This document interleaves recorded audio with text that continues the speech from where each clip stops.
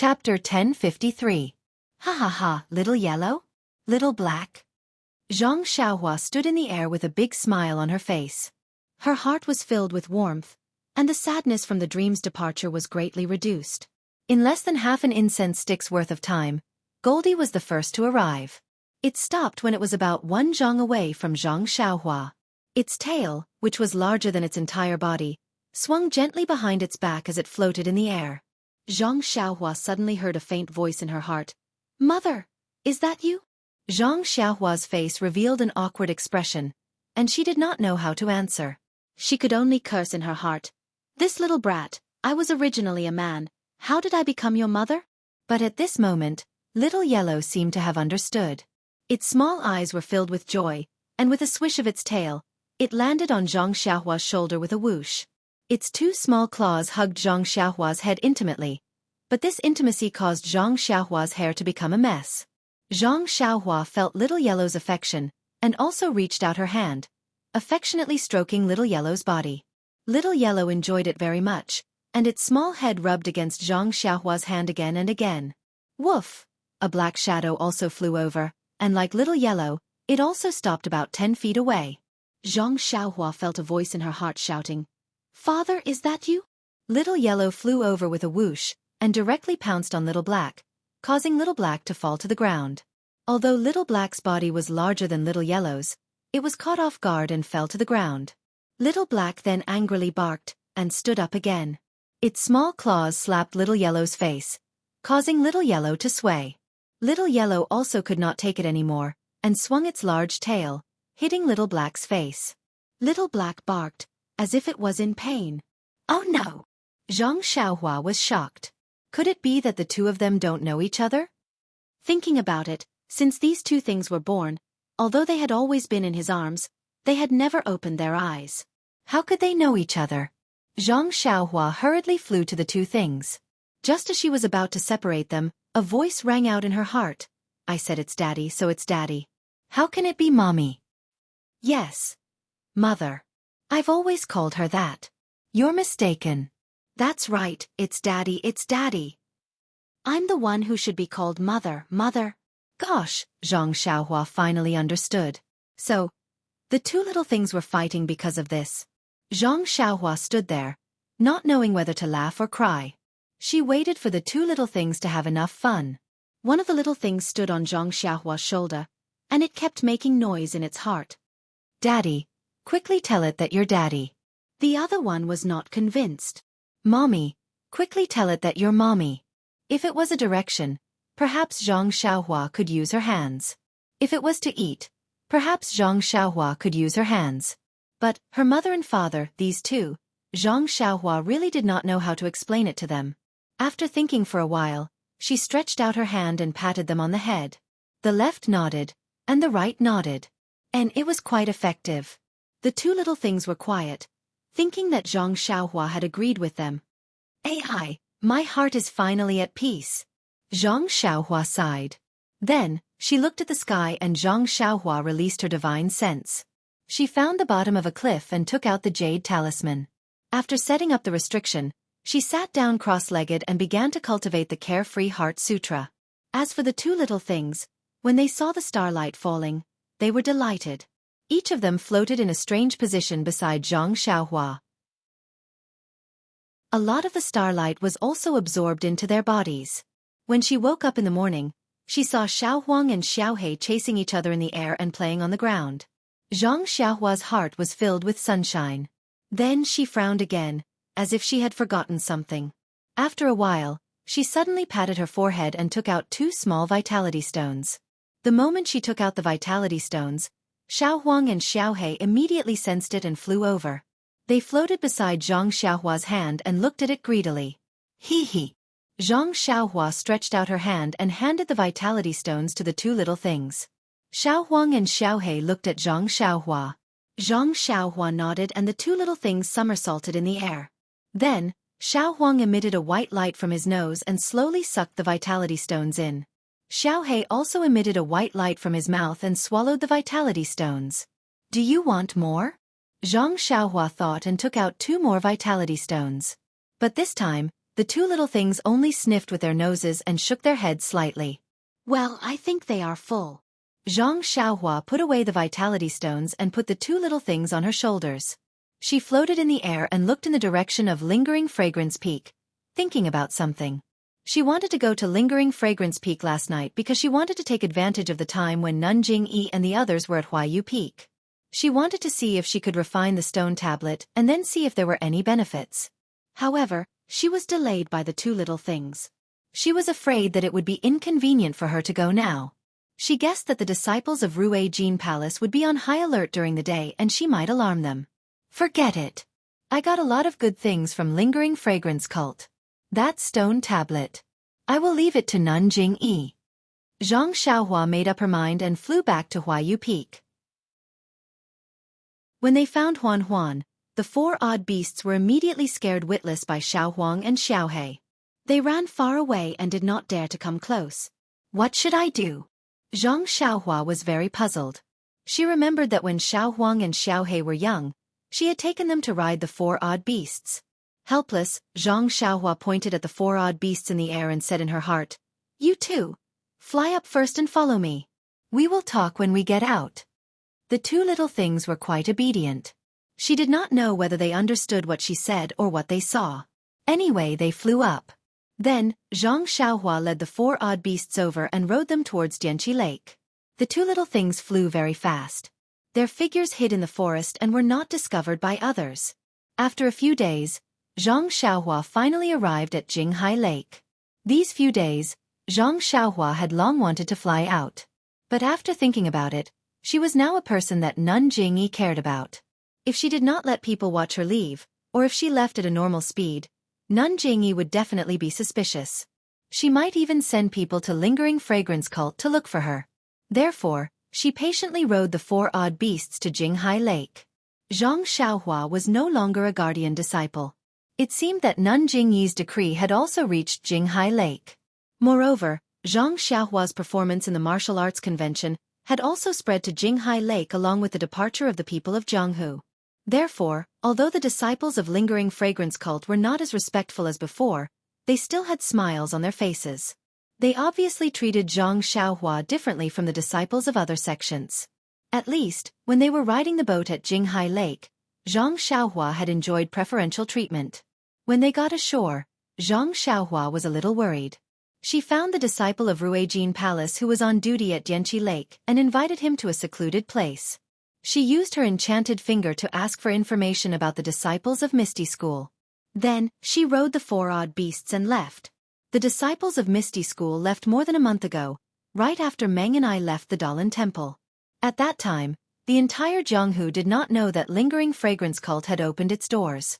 I'm afraid that not only the Righteous Alliance, but the other sects also did not know that Misty School had left. Xianxia rode on Huan's back and thought to herself, moreover, the opening of Lingering Fragrance Cult's doors was also out of Nanjing's expectations. How could she make the decision to let Misty School leave Lingering Fragrance Cult in such a short time? Could it be that she was not afraid that Misty School would leave and never return? Sigh, this Nanjing is indeed powerful. She is indeed the leader of Lingering Fragrance Cult. I think she had already planned for this.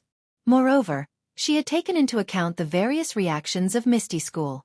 The opening of Lingering Fragrance Cult's doors was just a preemptive opportunity for her. If she did not have this opportunity, she would have taken action in another year or so. Xianxia sighed and thought to herself, perhaps, I don't need to think so much. When I see second brother, I just need to ask him. Second brother has already left for more than a month. I took more than 2 months to travel from Pingyang City to Macho City. It took me more than 10 days to travel from Macho City to Lingering Fragrance Cult.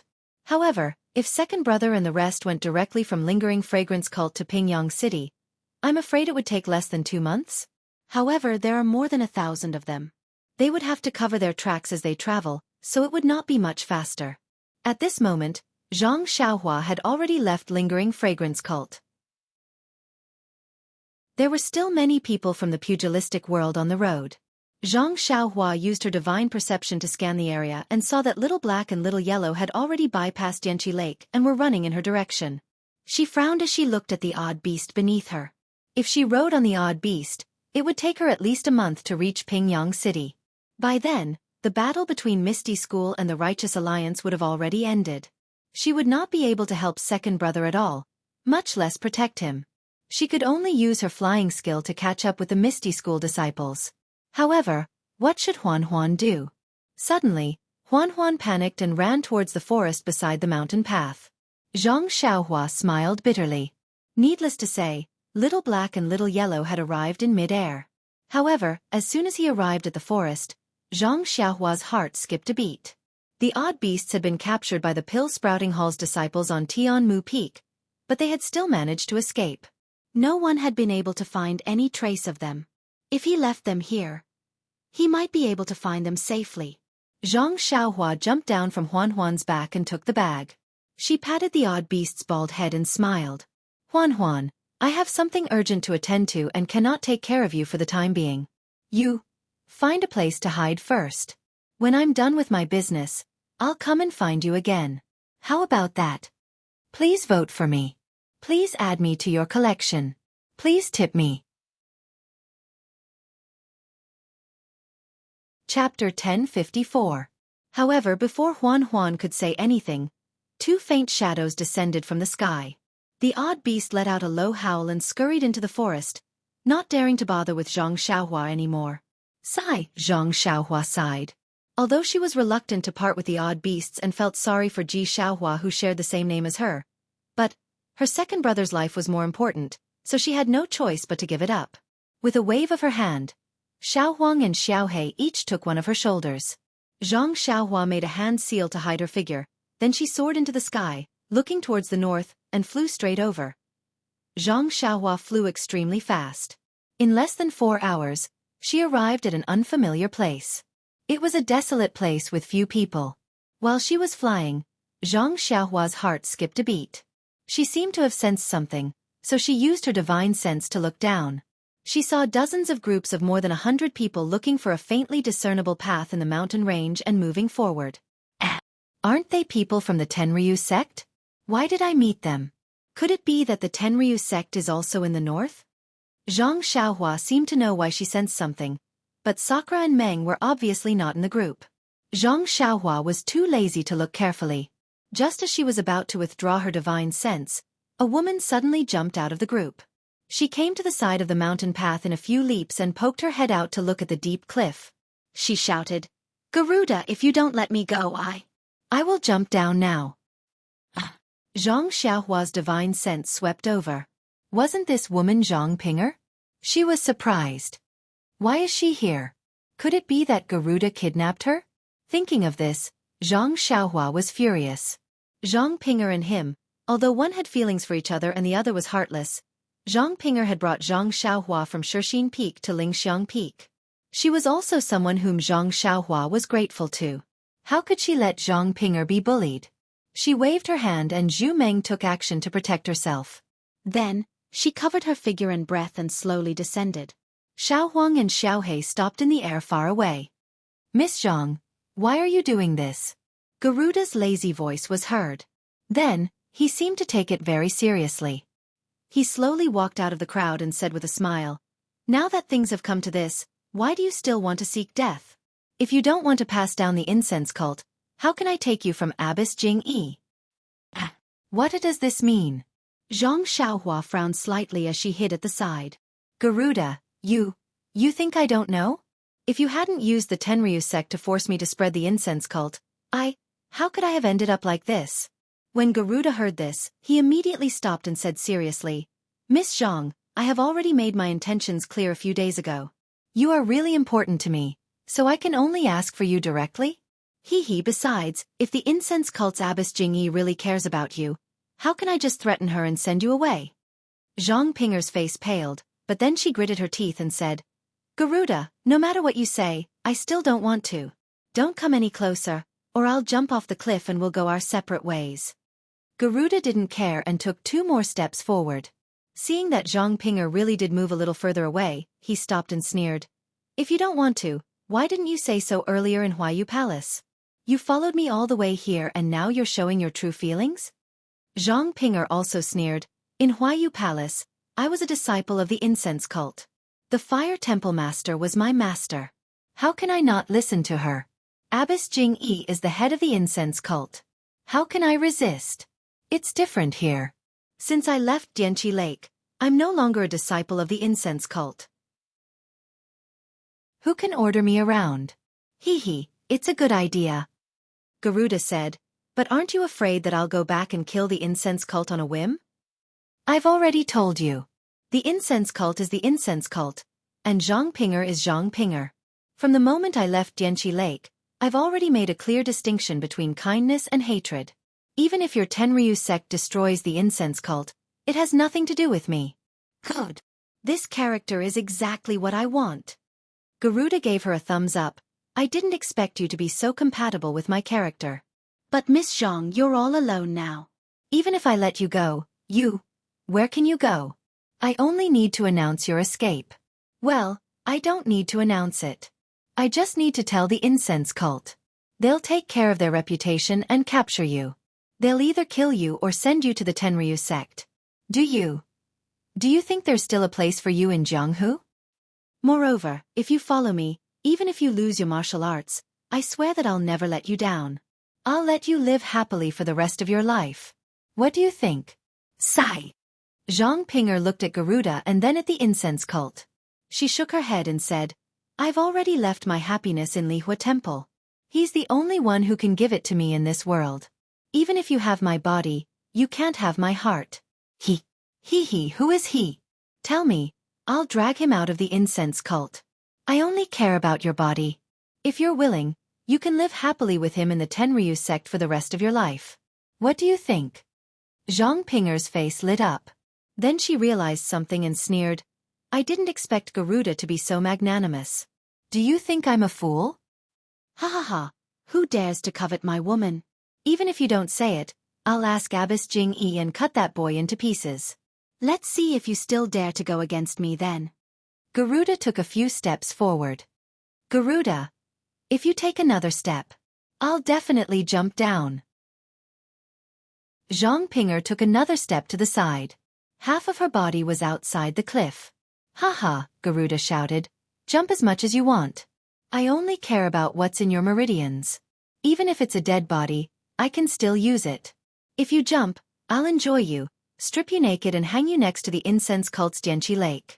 I'd like to see. Where's your in the incense cult's face? Zhang Pinger was shocked. She hesitated. Garuda floated over and tried to catch her. Zhang Pinger didn't panic when she saw Garuda coming up. She gritted her teeth and didn't look at him anymore. She turned around and jumped down the cliff. However, her face was still looking in the direction of the incense cult. She whispered, Senior brother, I want to meet you first in my next life. Garuda was already in front of her. He reached out and grabbed her. She was just a hair's breadth away. When he wanted to ride the wind down again, he hesitated. The mountain was very high. If he was alone, he would definitely be fine.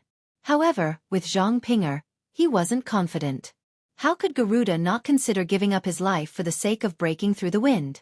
Zhang Pinger had already fallen about 20 feet. Suddenly Garuda, who was in mid-air, shouted, Who are you? In mid-air not far from Garuda, there was a flash. A handsome man in a simple robe appeared out of thin air. He was of medium height and had a handsome face. It was Zhang Xiaohua. There was a look of disbelief in his eyes. However, it wasn't directed at Garuda. It was directed at Zhang Pinger, who was falling down the cliff. Her expression was both desperate and sad. Zhang Xiaohua was hiding beside Zhang Pinger. He had already heard her whispers. He didn't expect that he was so important to Zhang Pinger. Once this cold-faced but warm-hearted woman fell in love, she had already engraved Zhang Xiaohua in her heart. Therefore, Zhang Xiaohua was so shocked that he exposed himself. He even forgot to save Zhang Pinger. Garuda and Zhang Xiaohua didn't care. He made a gesture and quickly flew down the cliff to catch Zhang Pinger, who was falling rapidly. Zhang Pinger was completely disheartened. However, she was determined and didn't faint. She suddenly stopped and felt a pair of warm hands around her waist. It felt so familiar that she couldn't help but wonder if she was in a dream. She turned around and hugged Zhang Xiaohua. She blurted out, "Senior brother, is that you?" Zhang Xiaohua smiled bitterly and said in a hoarse voice, "Who is your senior brother? Does he have such magical powers as I?" Zhang Pinger's face was flushed. She quickly withdrew her hands and calmed herself down. When she looked carefully, she was even more surprised. She was actually flying outside the cliff. Immortal Elder?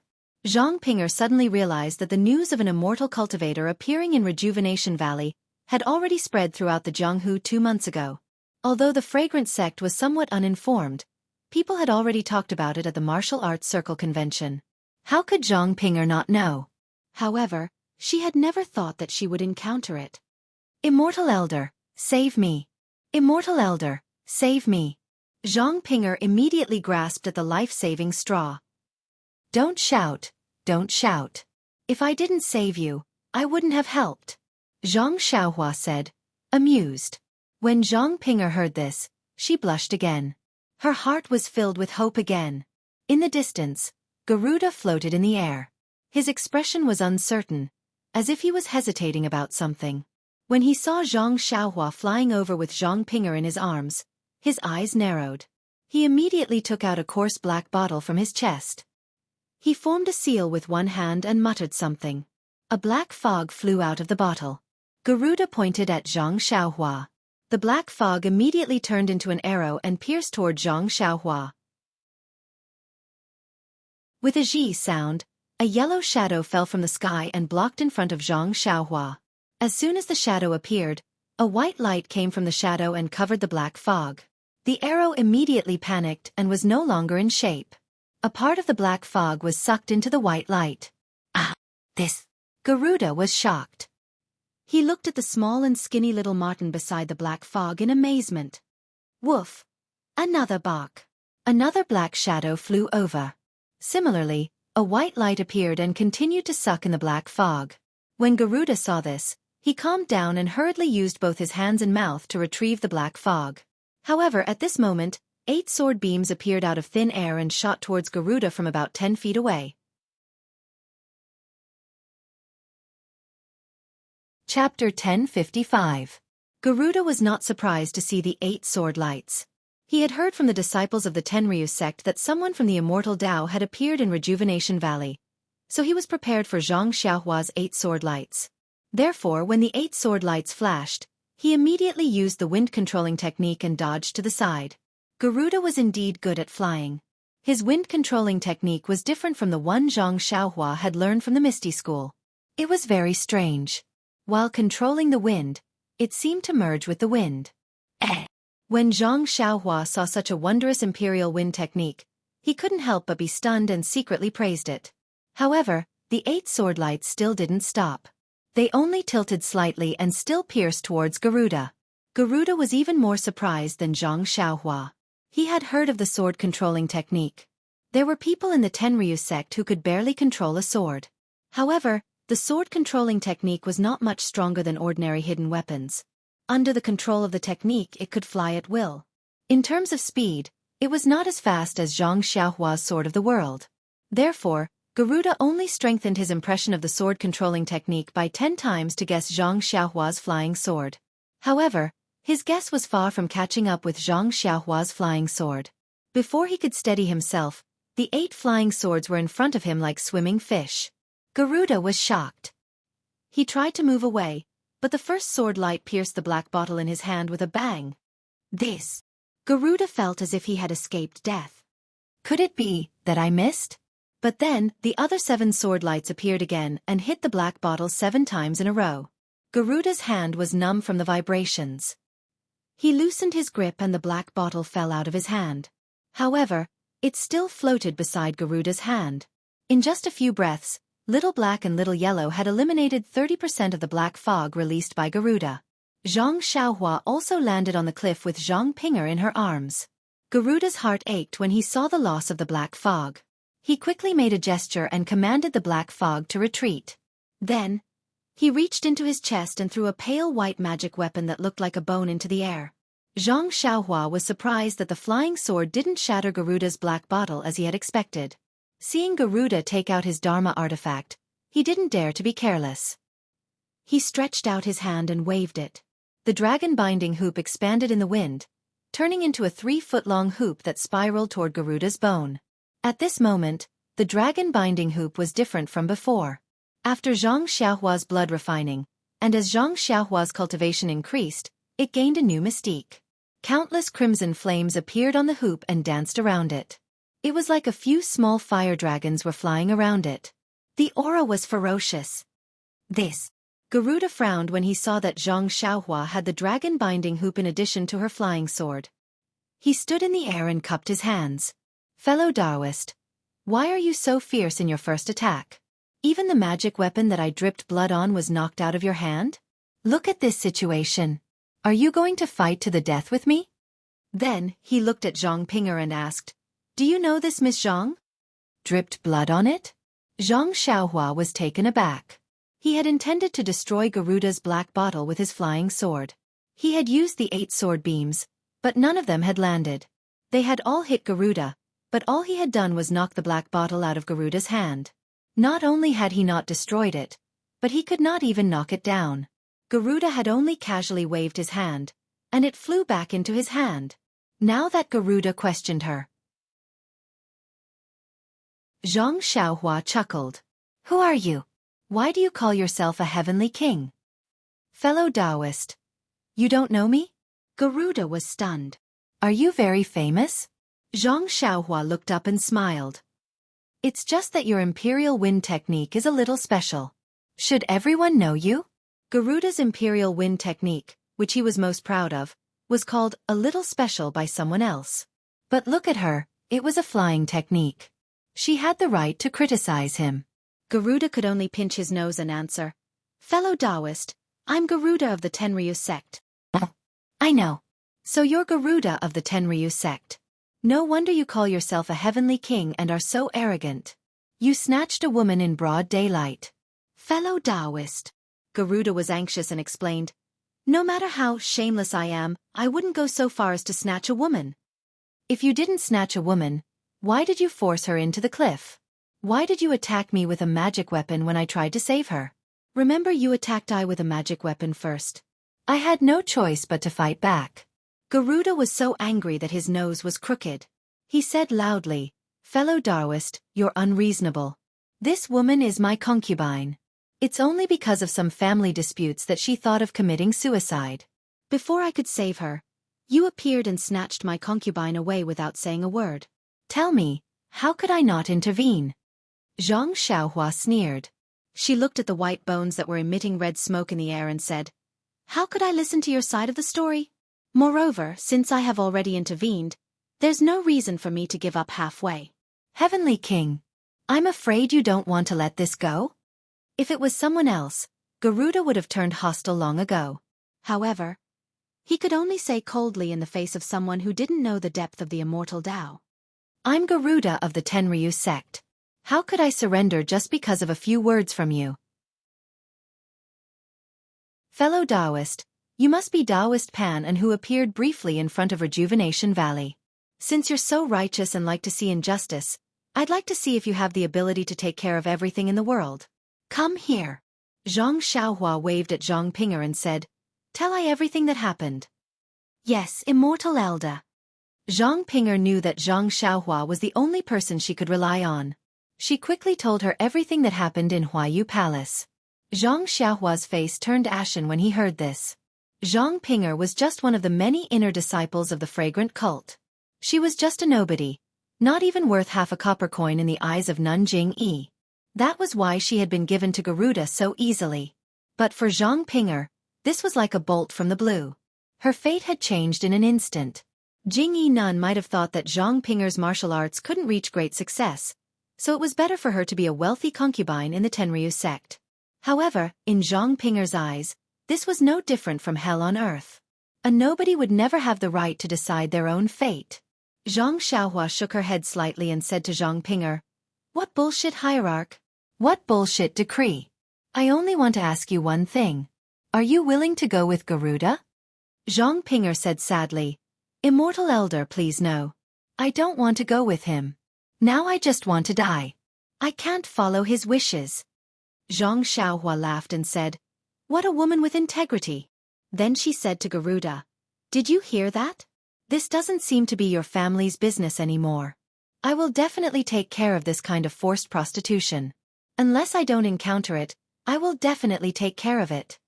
Garuda almost fainted from anger. What did she mean by forced prostitution? Thus he shouted, "Don't forget that I'm Garuda of the Tenryu sect. I don't want to fight with you, but if you insist on taking care of this matter, don't blame me for being ruthless.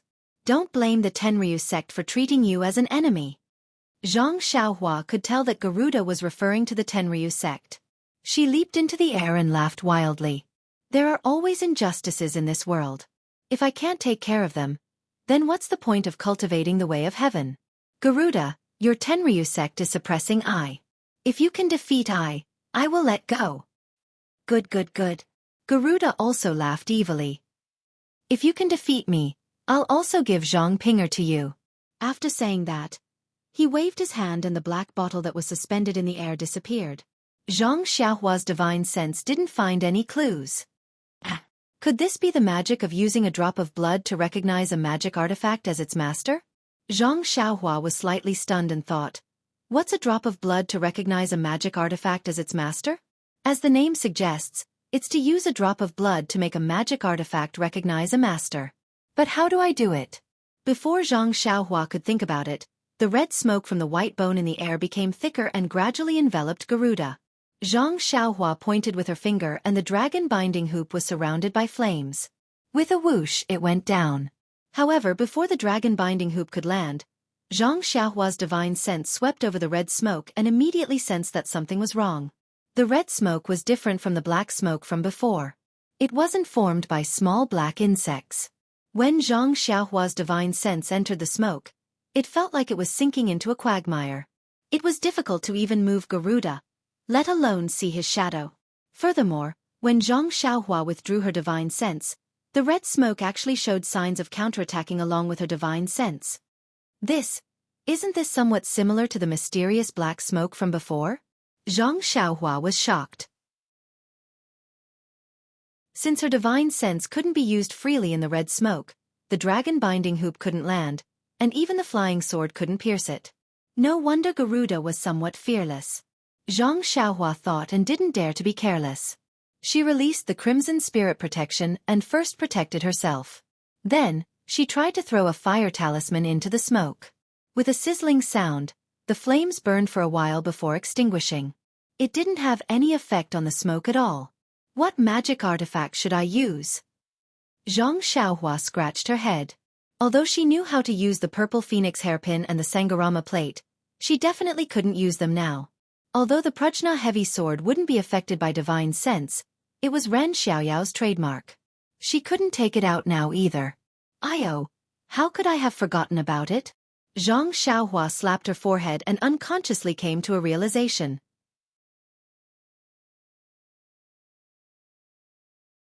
Chapter 1056. In fact, when Garuda mentioned the magic item that could recognize its master by dripping blood on it, Zhang Xiaohua was already deep in thought. Now that he saw the crimson smoke getting thicker and thicker, Zhang Xiaohua immediately thought of the wind pearl he had obtained in the wind-forbidden valley of the Dalan Temple. She remembered that the wind pearl was very unruly at that time. Even the vitality of the bamboo used to suppress it had been depleted by it. However, when she tried to retrieve the wind pearl, she was cut by the wind from the wind pearl. After a drop of blood fell into the wind pearl became much more obedient and no longer released any evil wind. Could it be that the wind pearl is bound by blood? Zhang Xiaohua thought to herself. As she was thinking, the red smoke approached Zhang Xiaohua. It seemed that Garuda wanted to wrap Zhang Xiaohua in the smoke before killing her. Zhang Xiaohua flew up about 10 feet and reached into her belt to take out the jade box that contained the wind pearl. At this time, the restriction on the jade box was still there and the divine thought was still there.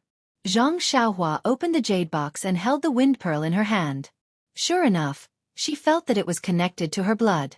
But, how can I release the wind? Zhang Xiaohua wondered.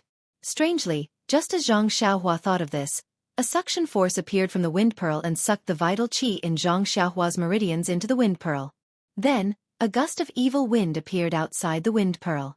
With a whoosh, it blew towards Garuda's smoke. At first, it was just a gust of wind, but when it reached the smoke, it became a gust of wind. It was the nemesis of smoke. As soon as the wind blew, all the red smoke was blown away, revealing Garuda, who had an incredulous expression on his face. Then, another gust of wind blew. Crack! The wind blew a crack on the floating white bone above Garuda's head. Ah! Garuda was shocked. He immediately ran away and kept the white bone in his hand. The other members of the Tenryu sect who were watching the battle from afar didn't stop to rest when they saw Garuda escape. They turned around and flew in the direction that Garuda had flown to. Looking at their clumsy appearance, it seemed that they had never experienced such a difficult situation before. At this time, Xianxia's face was also somewhat pale. Just now, the two wisps of evil wind had sucked away 90% of the true qi in his body. It made him want to kill the thief, but he didn't have the strength to pursue. A drop of blood to claim ownership? It's really amazing, but I don't think I can be the master of this wind pearl. Otherwise, I wouldn't have let it absorb my true qi. Xianxia thought as she put the wind pearl back into the jade box. At this moment, Little Black and Little Yellow landed from the sky. They looked at Xianxia curiously as she put the jade box into her belt. Zhang Pinger was pleasantly surprised. She took a few steps forward and fell to the ground. Thank you for saving my life, Immortal Elder. Xianxia waved her hand and helped Zhang Pinger up. She smiled and said, Don't mention it, don't mention it. I just happened to be there at the right time. Anyone would have helped me. Then she looked at the desolate wilderness and frowned. This place is dangerous. It's not a good idea to stay here for long. Where are you going? Let me give you a ride. Zhang Pinger looked miserable and shook her head. I've lived in the fragrance sect for a long time. I don't have any relatives in other places. But now, the fragrant religion has abandoned me. This world is so big, but there is no place for me to stay. Xianxia was a little embarrassed. Zhang Pinger suddenly thought of something and fell to the ground again. She cried and said, Immortal Elder is merciful. Can you take me as your disciple? Even if I have to work like a horse, I will repay Immortal Elder for saving my life. Oh, that's a good idea. Zhang Xiaohua's face lit up. In the Beidou school, other than Zhang Xiaohua, Little Martin, Puppy, and Nye Qianyu, who insisted on being accepted as a disciple. If she accepted Zhang Pinger as her disciple, it would also add to the popularity of the school. Zhang Xiaohua nodded and said, Get up. Yes, master. Zhang Pinger heard that Zhang Xiaohua had no intention of rejecting her. She was happy and got up from the ground. She had already changed the way she addressed her. You must know that I am a person of the path of immortality. The path of immortality is different from martial arts. If you can't get started, your life will be wasted. I'm not afraid. Even if I can't make any progress, I'll be satisfied as long as I can be under Master's wing. It's not that simple. If your aptitude is not good enough, what's the use of joining my path of immortality? Zhang Xiaohua smiled and said, Don't mention the matter of becoming my disciple. When I have time, I'll look at your aptitude and deal with it. Thank you for your permission, Master. Zhang Pinger said happily. Okay. Since you want to be Ai's disciple, I can't leave you alone. Zhang Xiaohua rolled his eyes and thought of an idea. He said, Close your eyes first. Open them when I tell you to. Yes, master. Zhang Pinger closed her eyes obediently. Zhang Xiaohua reached out and grabbed Zhang Pinger's waist. He leaped into the air and flew back with Little Black and Little Yellow. When they arrived at the place where he had left Little White Deer and Huan, he landed and said to Zhang Pinger, whose face was already red, Okay, open your eyes. Zhang Pinger opened her eyes. She looked for a long time but couldn't see where she was. However, she was very obedient and didn't ask. She only whispered, Why did Master bring me here? Is this Master's residence? Zhang Xiaohua shook his head and said, I have some trivial matters to attend to and can't return to the residence. I also left a registered disciple in Rejuvenation Valley. I can't send you to Rejuvenation Valley, so I want to help you find a mount. You can ride it to Rejuvenation Valley. Rejuvenation Valley? Nye Qianyu? How could Zhang Pinger not know? She said in surprise, I know about this, but But isn't Nie Qianyu going to enter Beidou school? Master, this is... Zhang Xiaohua shook his head mysteriously and said, "Don't worry about this for now." As he spoke, he took out a jade talisman for communication and handed it to Zhang Pinger. He said, "This jade talisman is the same as Nie Qianyu's. You only need to tell her about it." "Yes, I understand." Zhang Pinger took the jade talisman and carefully hid it. Just as she raised her head, she saw the David's deer in the distance. It was scared and wanted to come closer. She couldn't help but blurt out, "Huan Huan." "Huan Huan?" Zhang Xiaohua pretended to be surprised. He pointed at the David's deer and said, "Is that it? You know it?" Zhang Pinger's face flushed. She whispered, "Yes, this is the mount of a very good senior martial brother before I joined the cult of fragrance. However, it should be in the cult of fragrance. How did it get here?" "Haha," Zhang Xiaohua laughed and said, "That's good. I wanted to help you find a mount. You actually met an old friend's mount. This is outside the mountain path. There aren't any disciples of the cult of fragrance within a few miles. Perhaps this beast was abandoned here by your senior martial brother?" "It can't be. Senior martial brother really cares about this David's deer." Zhang Pinger shook her head. "But, didn't you see the David's deer? It looks like it has suffered a great deal and was abandoned." Zhang Xiaohua looked around and said, "This place is close to the mountain path. If it was seen by others, it might be captured. It's a small matter if it was used as a mount. If it was killed and eaten, wouldn't your senior martial brother be very sad if he knew?" "Yes, then what should I do?"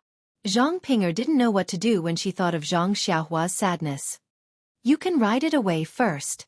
When you meet your senior martial brother in the future, you can return it to him." Zhang Xiaohua said with a smile, "You saved his mount. He can't blame you, right?" This. Zhang Pinger felt that it was very reasonable. She could only nod. "Okay, you can go up. Rejuvenation Valley seems to be in that direction. You can ask as you go." Zhang Xiaohua pointed in that direction and said, "When I finish my business, I will go to Rejuvenation Valley to find you." "Master, you can't abandon your disciple," Zhang Pinger said pitifully. "I won't. I am a person of the Tao of Immortals. I pay the most attention to my reputation." Zhang Xiaohua didn't know whether to laugh or cry. She turned around and flew north. Zhang Pinger waited until Zhang Xiaohua had flown out of sight before she patted her cheeks and confirmed that this really wasn't a dream. She then happily flew in the direction of Rejuvenation Valley. Zhang Xiaohua flew back and found the great wisdom sword that she had thrown on the ground. She then continued to fly north. However, she had used 90% of her true qi in the fight with Garuda today. Although she had recovered a bit before she sent Zhang Pinger back, her true qi was insufficient again when the sun set in the west. Seeing this, Zhang Xiaohua didn't continue on her way. She found a small thatched hut that seemed to be used by hunters in the wilderness and landed there. She set down a restriction and began to recover her true qi. When her true qi was replenished, the full moon hung high in the sky. Zhang Xiaohua stretched and released her divine sense. She looked around for a long time and didn't find anything unusual. Only then did she take out the wind pearl. The wind pearl was abnormally well-behaved and quietly stayed in the jade box. However, when Zhang Xiaohua sent her divine sense into it, she still couldn't do anything. It was different from the crimson spirit protection and dragon binding hoop that Zhang Xiaohua had refined before. Dripping blood to recognize it as its master? It doesn't seem as good as refining it. Zhang Xiaohua thought to herself. Apart from feeling connected by blood and being able to blow out evil winds, Zhang Xiaohua still didn't know anything else about this wind pearl. What about the other celestial devices? Zhang Xiaohua immediately thought of the celestial devices that her divine sense couldn't penetrate. Zhang Xiaohua first took out the bamboo that was used to suppress the wind pearl. She made up her mind and bit her finger. A drop of blood that contained golden threads dripped onto the bamboo. Seeing the drop of blood seeping into the bamboo as if it was being absorbed, Zhang Xiaohua was suddenly shocked. Why are there golden threads in my blood? Could it be that I've contracted an extremely serious illness? Zhang Xiaohua anxiously checked her own pulse and used her divine sense to check her body for a long time. However, she didn't find anything unusual. She just slowly circulated her true qi in her meridians and still didn't find any clues. This. What's going on? Xianxia was very puzzled. At this moment, the 7-section bamboo suddenly emitted a faint Buddhist light. Then it was extinguished. Xianxia seemed to have some inexplicable things in her mind. That bamboo in Xianxia's hand also had a feeling that it was connected by blood.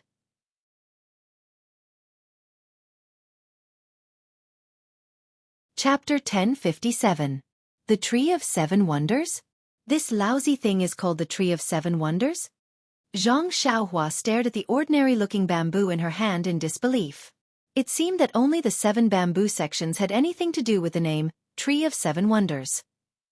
Regardless of whether it was treasure, wonder, or tree, there was no connection at all. Oh my God! This Dalan temple. The old monk really knows how to come up with names. Xianxia gave the Dalan temple a thumbs up in her mind as she flipped through the information that had just been transmitted to her. Unfortunately, all that appeared in her mind was a blur except for the name. She did not even know how to use it. Sigh. It must have been because it had been fighting with the wind bead for so long that it had exhausted everything. It didn't even have time to write down its last words. I wonder what kind of awesome name that Lotus Throne 9 could be called. With that thought, Xianxia threw the so-called Tree of 7 Wonders into her belt. Perhaps in antiquity times, the Tree of 7 Wonders was indeed an extremely important treasure to the Dalan temple. But now, it only had a little Buddha's light left. It needed the help of the Lotus Throne to suppress the wind bead. It was no longer as glorious as it used to be. Xianxia endured the pain and dripped a drop of blood on the Lotus Throne 9. Just like the Tree of 7 Wonders, there was a faint Buddha's light, followed by white, red, orange, yellow, green, cyan, blue, purple, and black. 9 colors flashed on the Lotus Throne 9. Finally, the 9 lotuses on the Lotus Throne 9 each had a different color and disappeared. At the same time, some blurry things appeared in Xianxia's mind. What made Xianxia's jaw drop was that the Lotus Throne 9 did not have a name at all. Perhaps its name was Lotus Throne 9. This. Are you kidding me? The previous ordinary bamboo was so arrogant. Even the famous Tree of 7 Wonders did not have any treasures. This Lotus Throne 9 could compete with the Black Flag, so it must be of a high level. Since it's only called Lotus Throne 9, I wonder if it's because this celestial device is not good enough? Or the monks who use it are lazy. The things left behind by the 9th grade Lotus platform were also blurry. Xianxia only leaped up and sat on the Lotus platform. With a thought, the Lotus platform emitted a faint Buddhist light, enveloping him inside. It should be a defensive magical artifact like the Crimson Spirit Shield. Xianxia had no idea how to find other functions. Forget it, forget it. Xianxia also put the 9th-grade Lotus Throne into her belt. You're already surnamed Zhang. Even if you grow hair, don't even think about running away. One day, I'll find a way to use you. Looking at the time, Xianxia also lost interest in piercing her blood to recognize her as the owner. She sat cross-legged and took out a few of the jade slips that she obtained from Immortal Hualong from Dragon Mountain. She took a quick look at them. Immortal Hualong's Tao was the orthodox Tao of Celestials. It talked about how to absorb qi into the body and then refine the qi. When the qi refinement stage was completed, one would have to condense the vital qi into a liquid state in the lower abdomen, which was known as the real liquid. At the same time, one would enter the so-called foundation establishment stage. The cultivation of the foundation establishment stage was obviously different from that of the qi refinement stage. There were many ways to cultivate and the variety was also very complicated. Xianxia was confused. What about after the foundation establishment stage? Xianxia continued to read, but there was a blank page of martial arts manuals. Isn't that so? Immortal Hualong himself said that he was in the foundation establishment stage. If he himself did not complete the foundation establishment stage, how could he have martial arts manuals after the foundation establishment stage? It's just that. What's the realm after the foundation establishment stage? It seems like Senior Wan Wuxin's cultivation was after the foundation establishment stage, but I've never heard of him achieving it before. Xianxia scratched his head and wanted to keep the jade bamboo slip into his money bag. But suddenly, he seemed to have thought of something and his face was slightly shocked. He released his spiritual perception and impatiently immersed it into the jade bamboo slip. After he finished searching, His face revealed a puzzled expression. No wonder I felt that something was amiss just now. Now I finally understand. This immortal Hualong's cultivation of the lower dantian is the same as the current martial arts. The martial arts manuals that he passed down all focus on the lower dantian. I am unable to cultivate it. Furthermore, the martial arts manual that Immortal Hualong cultivated, Fire Cloud Sutra, only has 13 levels of the Qi refinement stage. Compared to the Carefree Heart Sutra, it's 5 levels lower. What's going on? Following that, Xianxia took a look at Immortal Hualong's martial arts manuals. Although the dantian that he cultivated was different, the martial arts manuals were similar. They all revolved around drawing energy into the body and using the meridians to refine the energy. This is great. Zhang Xiaohua came to a realization. Wasn't the meridians that Immortal Hualong's Fire Cloud Sutra used to refine the meridians that he knew of? Previously, when he saw the meridians of the Byron when they were born, he had recorded it in his heart. However, he was unable to find a way to cultivate it. Now, wasn't this Fire Cloud Sutra a new way to cultivate it? But I've only cultivated 10 levels of the Carefree Heart Sutra. There's still a lot more in the future. The heaven and earth's energy is also insufficient. Where would I find the time to cultivate the lower dantian? Zhang Xiaohua scratched his head again. Forget it, I'll wait till I've mastered the Carefree Heart Sutra before I cultivate this Fire Cloud Sutra. Or, I'll let the Beidou school disciples cultivate this Fire Cloud Sutra. After making up his mind, Zhang Xiaohua kept the Fire Cloud Sutra in his money pouch. He did not look at the other jade scrolls. He would wait till the Beidou school was established and have the time to sort them out. Seeing that there was still time, Zhang Xiaohua took out the blade-breaking force and soft as water. These 2 secret manuals were the manuals of the Shindao sect and the Incense sect. They were the manuals that helped to improve the martial arts. Zhang Xiaohua was thick-skinned enough to keep them. How could he not take a look at them? After reading them, Zhang Xiaohua frowned. These 2 secret manuals were similar.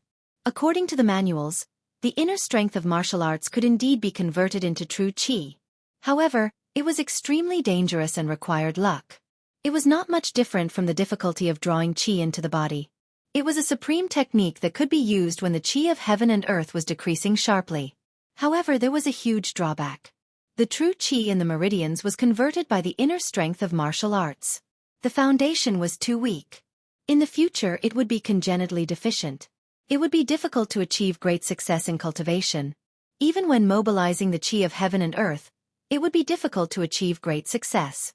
Many of the supernatural powers that Zhang Xiaohua knew of, such as the flying sword, would be difficult to achieve great success. Where was I thinking? Zhang Xiaohua patted her forehead and laughed. The qi of heaven and earth has decreased greatly. Although it is recovering, I'm afraid it will be thousands or even tens of thousands of years later. Even if there is a supernatural power that can mobilize the qi of heaven and earth, there is no qi of heaven and earth to mobilize. Isn't that nonsense? It would be better to just mobilize the true qi in the body.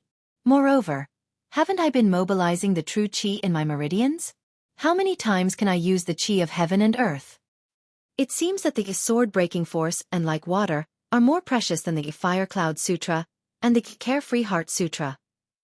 After all, the former could be used to become a celestial while the latter could never be used without help.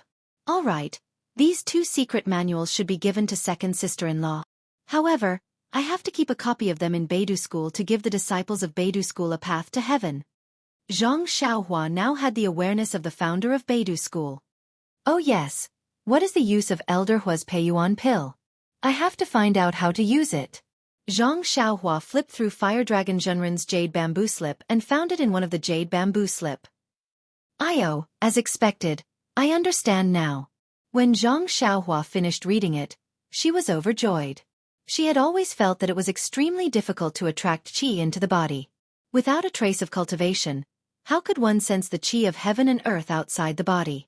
Even the sword-breaking force, and like water, were used by martial arts experts to change their inner strength and sense the qi of heaven and earth. After all, they had inner strength and had a preliminary foundation. The people of the celestial path were extremely powerful. How could they not have thought of this? This Peiyuan pill was a pill that cultivated the qi of heaven and earth in the body of a cultivator of the celestial path. Consuming the Peiyuan pill would allow the cultivator to sense the characteristics of the qi of heaven and earth. Furthermore, using the qi of heaven and earth produced by the Peiyuan pill as a foundation, one would be able to attract qi into the body. It's done. Xianxia smiled and said, "Disciples of Beidou School, you are in luck. Now that everything is ready, we only need one thing." Previously, Xianxia had obtained the 5 colors chalcedony from 9 Radiance Peak and the Spirit Gathering Formation. She should be able to set up the 5 elements Spirit Gathering Formation. Now that she had obtained the Peiyuan pill and the cultivation method of Immortal Fire Dragon, she even had the cultivation method of martial arts. The establishment of Beidou School seemed to be a matter of course. However, what did Zhang Xiaohua mean by everything is ready, we only need one thing? After taking stock of her recent gains, Zhang Xiaohua patted her money pouch with satisfaction. Just when she was about to cultivate the Worry-Free Heart Sutra, she suddenly remembered that the small mirror that she used to use often had now been restored to the real Hao Tian mirror. It seemed that she had not dripped her blood on it yet. This small mirror was extremely powerful and could reflect any light or water. Furthermore, judging from the mirror's movements in between the clouds and the water, it should still have sufficient qi of heaven and earth. It would not give her a half-assed introduction like the Lotus Throne and the Tree of Seven Wonders, right? Luckily, the Hao Tian mirror did not disappoint Zhang Xiaohua. After dripping her blood on it, Zhang Xiaohua used the first level of the Hao Tian mirror sacrificial formula in her mind. At the same time, she also had the introduction of the Hao Tian mirror. Just as Zhang Xiaohua had expected, the Hao Tian mirror could reflect all attacks. Of course, this attack was within the range that Zhang Xiaohua could withstand. Furthermore, the Hao Tian mirror could reflect all things that were hidden, including cultivation base and traces. Zhang Xiaohua had already seen all of these in between the clouds and the water. As for the other auxiliary functions, Zhang Xiaohua only skimmed through them briefly and placed her divine sense at the end. The Hao Tian mirror could break through space and travel through time. Hiss, Zhang Xiaohua gasped. This Hao Tian mirror is really too heaven-defying. Is this still a magic item? It's simply a treasure. It can break through space? If Wan Wuxin and the others were to obtain it, wouldn't they be able to return to the ruins? But this item is in the fragrance cult and the Shendao sect. Why didn't they discover it? Zhang Xiaohua was extremely puzzled.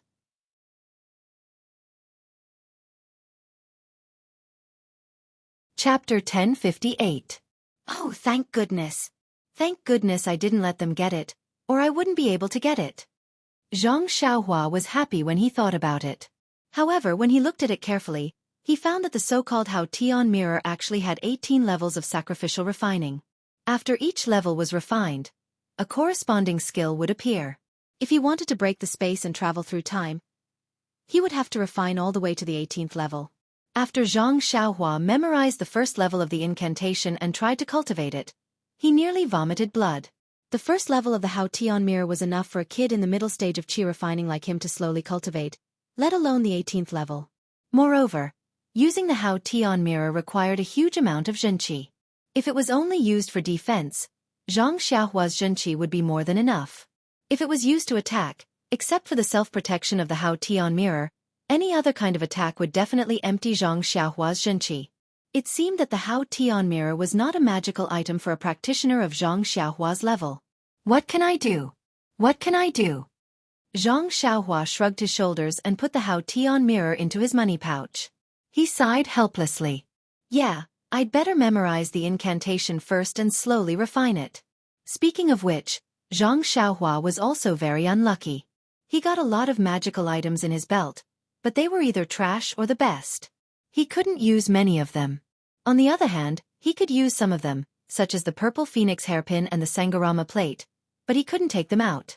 Well, there were also some items he didn't know about, such as the 5 elements bead, the green gourd, the earth's core, the yin-yang fruit. Forget it, he didn't want to talk about them. If he talked too much, Zhang Xiaohua would feel sad again. That night, Zhang Xiaohua rested in the straw hut in the wilderness and cultivated the Worry-Free Heart Sutra. The 2 little things, Little Black and Little Yellow, also curled up in the starlight and adjusted their breath instinctively. Early in the morning, Xianxia was not in a hurry.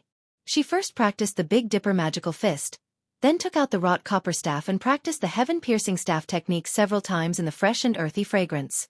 That day, Hubin had said that if he could defeat Yang Chen, he would give the cooked copper rod to Zhang Xiaohua. After leaving the arena, Zhang Xiaohua didn't look for Hubin. She decisively put away the cooked copper rod, giving Hubin a chance to keep his promise. The sky-piercing staff technique had a total of 360 moves. The more Zhang Xiaohua practiced, the more comfortable she felt. The more she practiced, the smoother the flow of her real qi in her body became. But as for the specific benefits of her practice, Zhang Xiaohua herself was not clear. She only faintly felt that as long as she continued to practice, not only would she become proficient in the moves, but she would also be able to gain an advantage in a fight. It would also have a profound impact on her own practice. When the sun rose, Zhang Xiaohua soared into the sky and headed north again. In order not to get lost, Zhang Xiaohua released her divine sense as she flew. When she saw a town, she would land and quietly ask someone to inquire about the direction. She flew for more than 8 days. On this day, when Zhang Xiaohua was flying in the air, her divine sense suddenly found a caravan on the spacious official road. This caravan immediately attracted her attention. It was not that this caravan was different from other caravans, nor was it that the goods sold by this caravan were special. It was just that one of the coachmen in this caravan looked quite familiar to Zhang Xiaohua. When she thought about it carefully, she realized that it was Zhou Mufeng, martial uncle Zhou, whom she met when she followed Jiang Xiaohu to the ethereal villa at the back of Shixin Peak. Zhou Mufeng had lost all his martial arts. It was Zhang Xiaohua who repaired his broken dantian with a meridian-nourishing pill. So it's the old, weak, sick and disabled from the Misty School. They actually followed us out. Zhang Xiaohua smiled.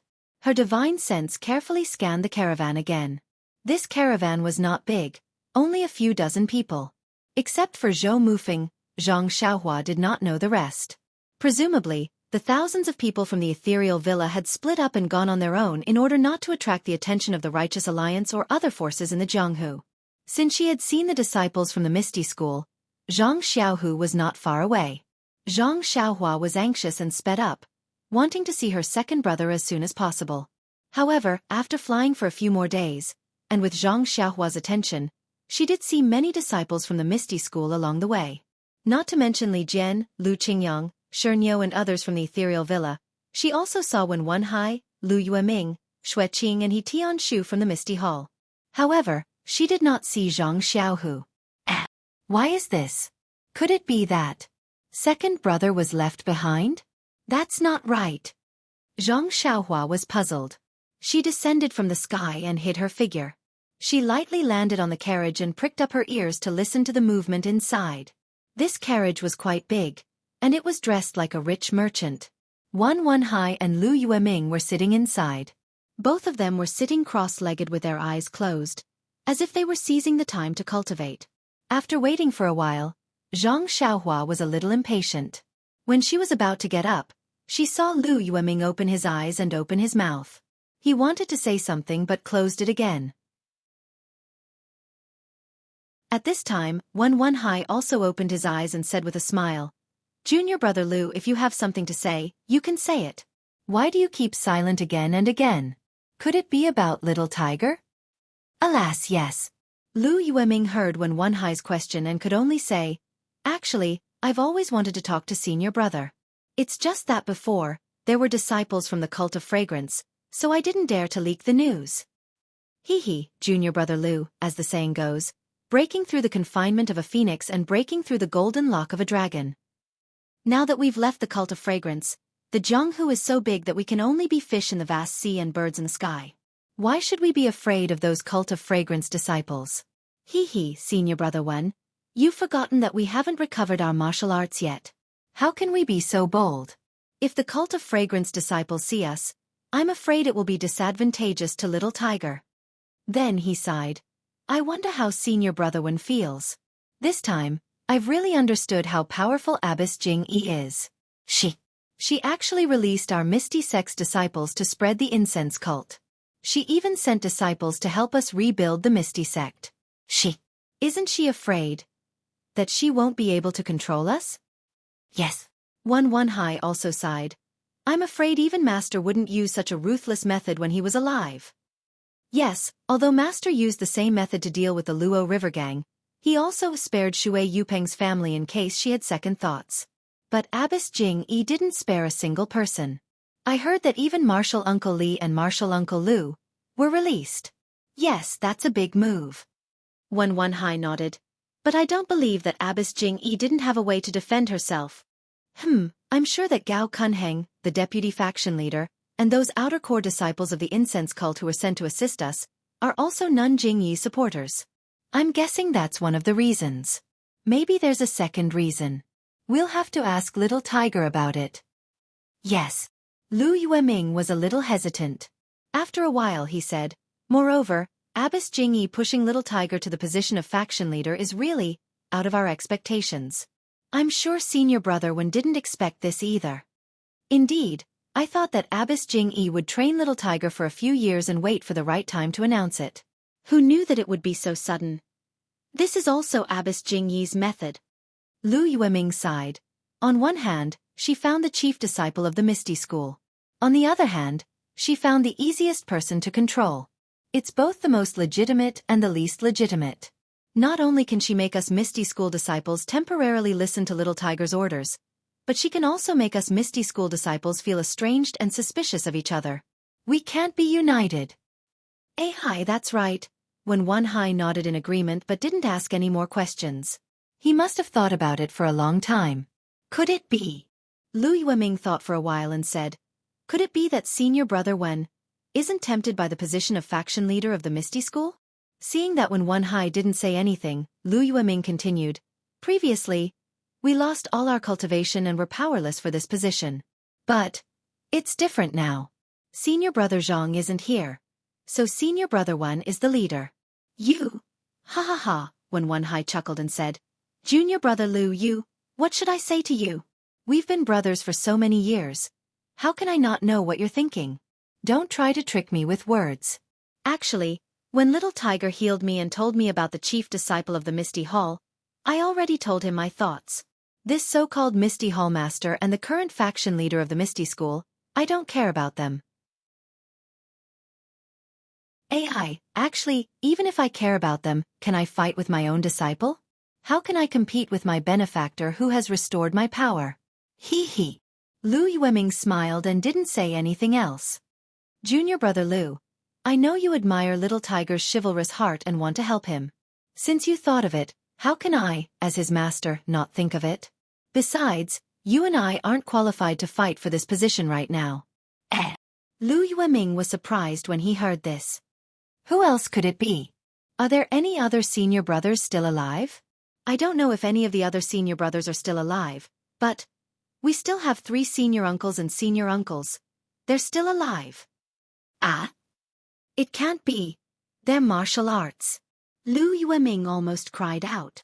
I thought Little Tiger only healed the 3 of us. Don't tell me he healed Senior Uncle Li and Senior Uncle Lu as well? That's bad. If the senior uncles want to fight with Nun Jingyi, maybe Little Tiger's position won't be stable.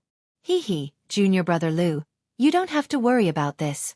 If he only healed Senior Uncle Li and Senior Uncle Lu, Zhang Xiaohua's position would be contested. But, according to Little Tiger, he healed all the disciples of the Misty Mountain Villa. Tell me, how can the 2 senior uncles compete with him? Lu Yueming's jaw dropped. How is that possible? Don't tell me Zhang Xiaohu met a deity?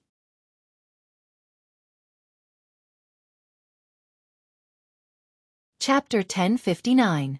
Of course he met an immortal, but this immortal is his blood brother. Zhang Xiaohua secretly laughed as she eavesdropped from the carriage. This matter concerns Little Tiger's life. Even I didn't dare to ask. Anyway, as long as I can restore the martial arts of all the brothers in the Misty School, not to mention an immortal, even if I meet a demon, I'll be happy. Well, I was wondering why Little Tiger has been so busy with the affairs of the Misty Hall. He didn't even have time to practice martial arts. So you guys have been plotting all this time. We didn't deliberately hide it from you. It's just that this matter is too important, and Little Tiger's foundation is still shallow. It will take a lot of time for him to become the Misty Hall's leader, so we didn't tell you. Well, senior brother one, you don't have to explain, I understand. I've been worried about you so. Oh right, if it's as you said, Little Tiger can sit back and relax as the faction leader, but, thinking about it, there should be 2 more difficulties. 2. One Hai said curiously, I think only Martial Uncle who will be a big problem. After all, Little Tiger was given the position by Abbess Jingy. If Martial Uncle who doesn't admit it, it will be very difficult. Yes, of course this is a big problem, but this problem... Maybe Martial Uncle Lee and Martial Uncle Lu have already planned it, but we can't. What I want to talk about is another problem. Junior brother, please go ahead. When One Hai nodded. Of course it's Little Tiger's martial arts. Lu Yueming frowned. His martial arts are so bad that he can't even be ranked in the 3 beauties of the Misty School. How can he convince everyone? Even if he has a big contribution, but it's not a long-term solution. Haha, what am I thinking? If it's martial arts, then you don't have to worry about him. One Hai smiled and whispered something to Lu Yueming. Zhang Xiaohua couldn't hear it clearly, but his heart skipped a beat. He still had some qi replenishing pills in his pouch. He didn't want to attract the attention of the fragrant cult, so he didn't give them to his second brother. Perhaps this was a good opportunity. Inside the carriage, someone exclaimed, What? Little Tiger. Lu Yueming lowered his voice and said, Little Tiger actually has such talent? I don't think so. It's not just you. Even I don't believe it. One Hai was also extremely depressed. I heard that the plain domain mantra is an inner strength mantra of extreme yin and is most suitable for women to cultivate. In order to control Xiao Hu, it can be said that Abbess Jing Yi has racked her brains. Who would have thought that I would actually pick up such an excellent disciple who has successfully cultivated the extreme young ethereal divine art and the extreme yin plain domain mantra at the same time? Presumably, with yin and yang as one, dragon and tiger blending together, Xiao Hu's martial arts will definitely reach great success and catch up to Master's realm in the future. This stupid brat actually has this kind of aptitude. I really couldn't tell. Back then. At this time, Lu Yueming suddenly remembered that he had only seen Zhang Xiaolong and Zhang Xiaohua in the past and had never seen Zhang Xiaohu. He could only smile and say, Back then, I saw his 2 brothers and they both looked quite stupid. Who would have thought that a martial arts genius like him would appear? Pfft. Hearing this, One Hai also laughed and said, I don't know about his big brother, Zhang Xiaolong, but I heard from He Tianshu that his little brother was someone who couldn't even cultivate the Arhat fist. Back then, He Tianshu was extremely depressed. Ah, is that so? There's someone who couldn't even cultivate the Arhat fist? That seemingly stupid little boy? Lu Yueming didn't know where he saw Zhang Xiaohua's stupidity and blurted out. However, that child's temperament is firm and resolute. In order to save his sister-in-law, he even stood in front of her and was kicked until he vomited blood. Outside the carriage, Zhang Xiaohua's nose almost became crooked. How am I stupid? Hero Lu, you have to be responsible for what you say. Yes, that's right. I heard from Xiaohu that for a girl, he even killed his way up Shichui Mountain alone. Sigh, it's a pity that his aptitude is not good, and his fate is not good either. How am I not good? And, please, I'm still alive. Zhang Xiaohua almost wanted to jump down and reason with them. He didn't expect that these 2 heroes of the Jianghu would be so gossipy and actually talk about him behind his back. Oh, where are we now? Lu Yueming lifted the curtain of the carriage and looked outside. I'm not sure and I'm too lazy to ask. Anyway, we're here. Ethereal Heights is Misty Schools. We just have to go in. Haha, that's right. Xiaohu was the one who led the charge. They should be arriving soon. Yes, that's right. Let's come out together. They've been moving stealthily for almost 2 months now. They should have reached the boundary of Pingyang City. Gosh, you should have said so earlier. Zhang Xiaohua touched his nose. His heart was hurt by the 2 heroes' talk. He jumped and flew straight to the north. Zhang Xiaohua's flying technique was swift. In just 2 days' time, he had reached the boundary of Pingyang City. After asking for directions, Zhang Xiaohua was about to fly away when he saw a fast horse galloping on the official road. The person on the horse was so tired that he was drenched in sweat. When he sat down, white smoke was coming out of his mouth and nose. He must be extremely tired. Sure enough, after galloping for another 100 feet, the horse fell dead by the roadside. The person on the horse jumped up lightly. He didn't even look at the horse. He looked around and saw a tea stall and a few fine horses in front of the tea stall. He was delighted. He used his lightness skill to reach the tea stall. Once he lifted the curtain, he shouted, "Which hero does the horse at the door belong to? I have something important to do. Can you give me the horse?" Someone in the tea stall laughed and said, "Hero, we also ride horses. If we give you the horse, how are we going to travel? You'd better look for it elsewhere." These words were reasonable, so the man was not angry. He reached out and took out an ingot of gold from his bosom. He smiled and said, "This humble one really has an important matter. This is the money to buy a horse. Hero, please accept it." That person looked at it. Although there was greed in his eyes, he still shook his head. In the end, that man had no choice. He gritted his teeth and took out 2 ingots of gold and a waist token. He cupped his hands and said, "I am Xianxia, a disciple of the Righteous Alliance. I have something important to do on the road ahead. This is my waist token. Please accept it. In the future, if you encounter any problems in the Jianghu that you can't solve, or if you feel that I can speak to you, feel free to look for me." Righteous Alliance? Those people looked at each other. They were all surprised. The person from before also stood up and said, "So it's Brother Su from the Righteous Alliance. I am Xianxia from the Vast Moon sect. I have a few brothers in the Righteous Alliance that I know. Since the Righteous Alliance has something important to do, how can I delay it? Please accept the gold and let Brother Su ride the horse." How can this be? Su Jie wanted to hand over the gold, but how could Zhou Chengxian be willing to accept it? Su Jie did not dare to delay any longer. He handed the waist token to Zhou Chengxian and said, "Brother Zhou is so righteous. I thank you on behalf of the Righteous Alliance. I won't say anything else. I will be in Pingyang City for the next few days. If Brother Zhou wants to come, I will be a good host." Well said, well said. Zhou Chengxian smiled and kept the waist token. Su Jie did not dare to be negligent. He cupped his hands and bade farewell. He led the horse and galloped along the official road. Hee, Brother Zhou is going to treat us. An inferior horse in exchange for a favor from the Righteous Alliance. It's really worth it. The person beside him said with a smile. Isn't that so? Let's go. Everyone, let's go to the town in front. I will treat everyone. Not to mention these few people. When Su Jie turned around a big tree on his horse, a tall and thin figure suddenly appeared on his horse. It was Zhang Xiaohua who had seen and heard everything just now. Then, Zhang Xiaohua reached out and pressed Su Jie to a stop. She slapped the horse to death and carried Su Jie to a secluded place. How could she not know what was going on when she used her bewitching finger? It was indeed the messenger from the Righteous Alliance. That alliance leader Zhou of the Righteous Alliance had received the news that Misty School had returned to Ethereal Peak from Huayu Palace. That night, he had sent out the news and used various methods to pass this news to the Righteous Alliance disciples in Ethereal Peak. However, how could they be faster than Zhang Xiaohua? Even the messenger pigeons could not be compared to her. Therefore, he was stopped by Zhang Xiaohua here. Hee, it seems that second brother has not arrived yet.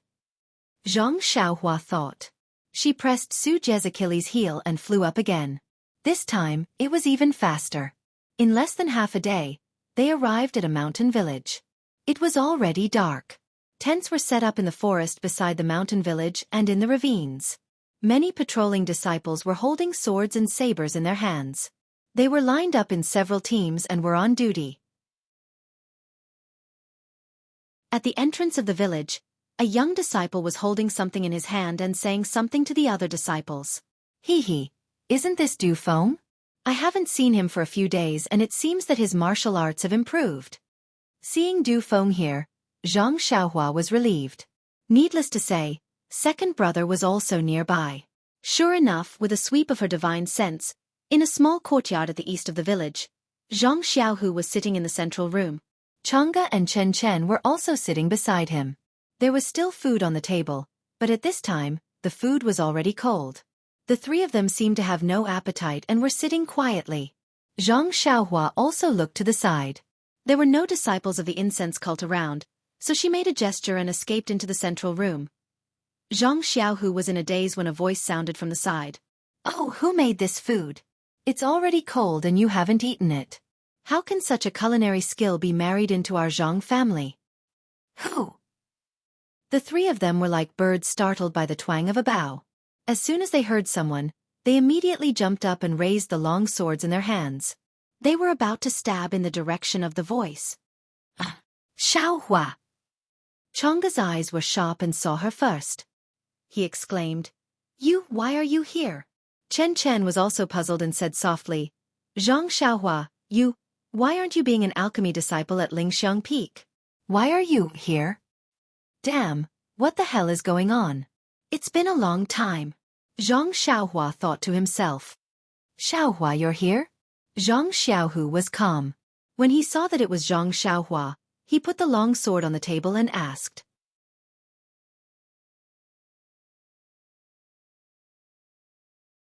Chapter 1060. Jianghu and Chen relaxed when they saw that it was Zhang Xiaohua. However, they still went to the door with long swords in their hands and looked carefully before coming back. Zhang Xiaohua laughed secretly. She had used the earth escape to get in. She didn't know why they went to the door to look. "What's wrong? Second brother, second sister-in-law, why are you so nervous?" Zhang Xiaohua said with a smile. Who knew that this time, Jianghu was not as shy as before. He said in all seriousness, "Our ethereal sects returned to Pingyang City this time as a surprise attack. Of course, we have to be careful. If the Alliance of Righteous Sects gets the slightest bit of information, not only will there be a lot of casualties in the sect, whether we can take down ethereal heights will also be a problem. How can we not be nervous? By the way, Zhang Xiaohua, aren't you refining elixirs at Lingxiang Peak? Why are you here?" Chen asked softly. "Don't tell me. Nun Jingyi sent you." "Oh, she sent an inner disciple to help us." "And you, the little dog and little Martin, on your shoulder, are they the ones I held in Orchid Canyon? They don't seem to have grown much." Chen asked while looking curiously at Xiaohuang and Xiaohe who were standing on Zhang Xiaohua's shoulder. These two little things just walked up and down on Zhang Xiaohua's shoulder and looked at Zhang Xiaohu and the other two, but didn't seem to care about them. "Haha, you ask so many questions at once. How do you want me to answer?" Zhang Xiaohua smiled and stroked Little Black. She said, "It's those two little things. I don't know. They seem to be growing very slowly." Then, Zhang Xiaohua frowned again and said, "Nun Jingyi? Inner disciple? I remember that you used to call her sect master at Shixin Peak. Now, haha, have you all changed to Nun Jingyi?" Chang'e sneered and said, "That was then and this is now. Back then, we were like fish on a chopping board. As a disciple of the Misty Hole, of course, we had to call him sect master. Now that we are back in Jianghu and have become a Misty school, of course we have to change the way we address him." Chen also gritted his teeth and said, "That's right.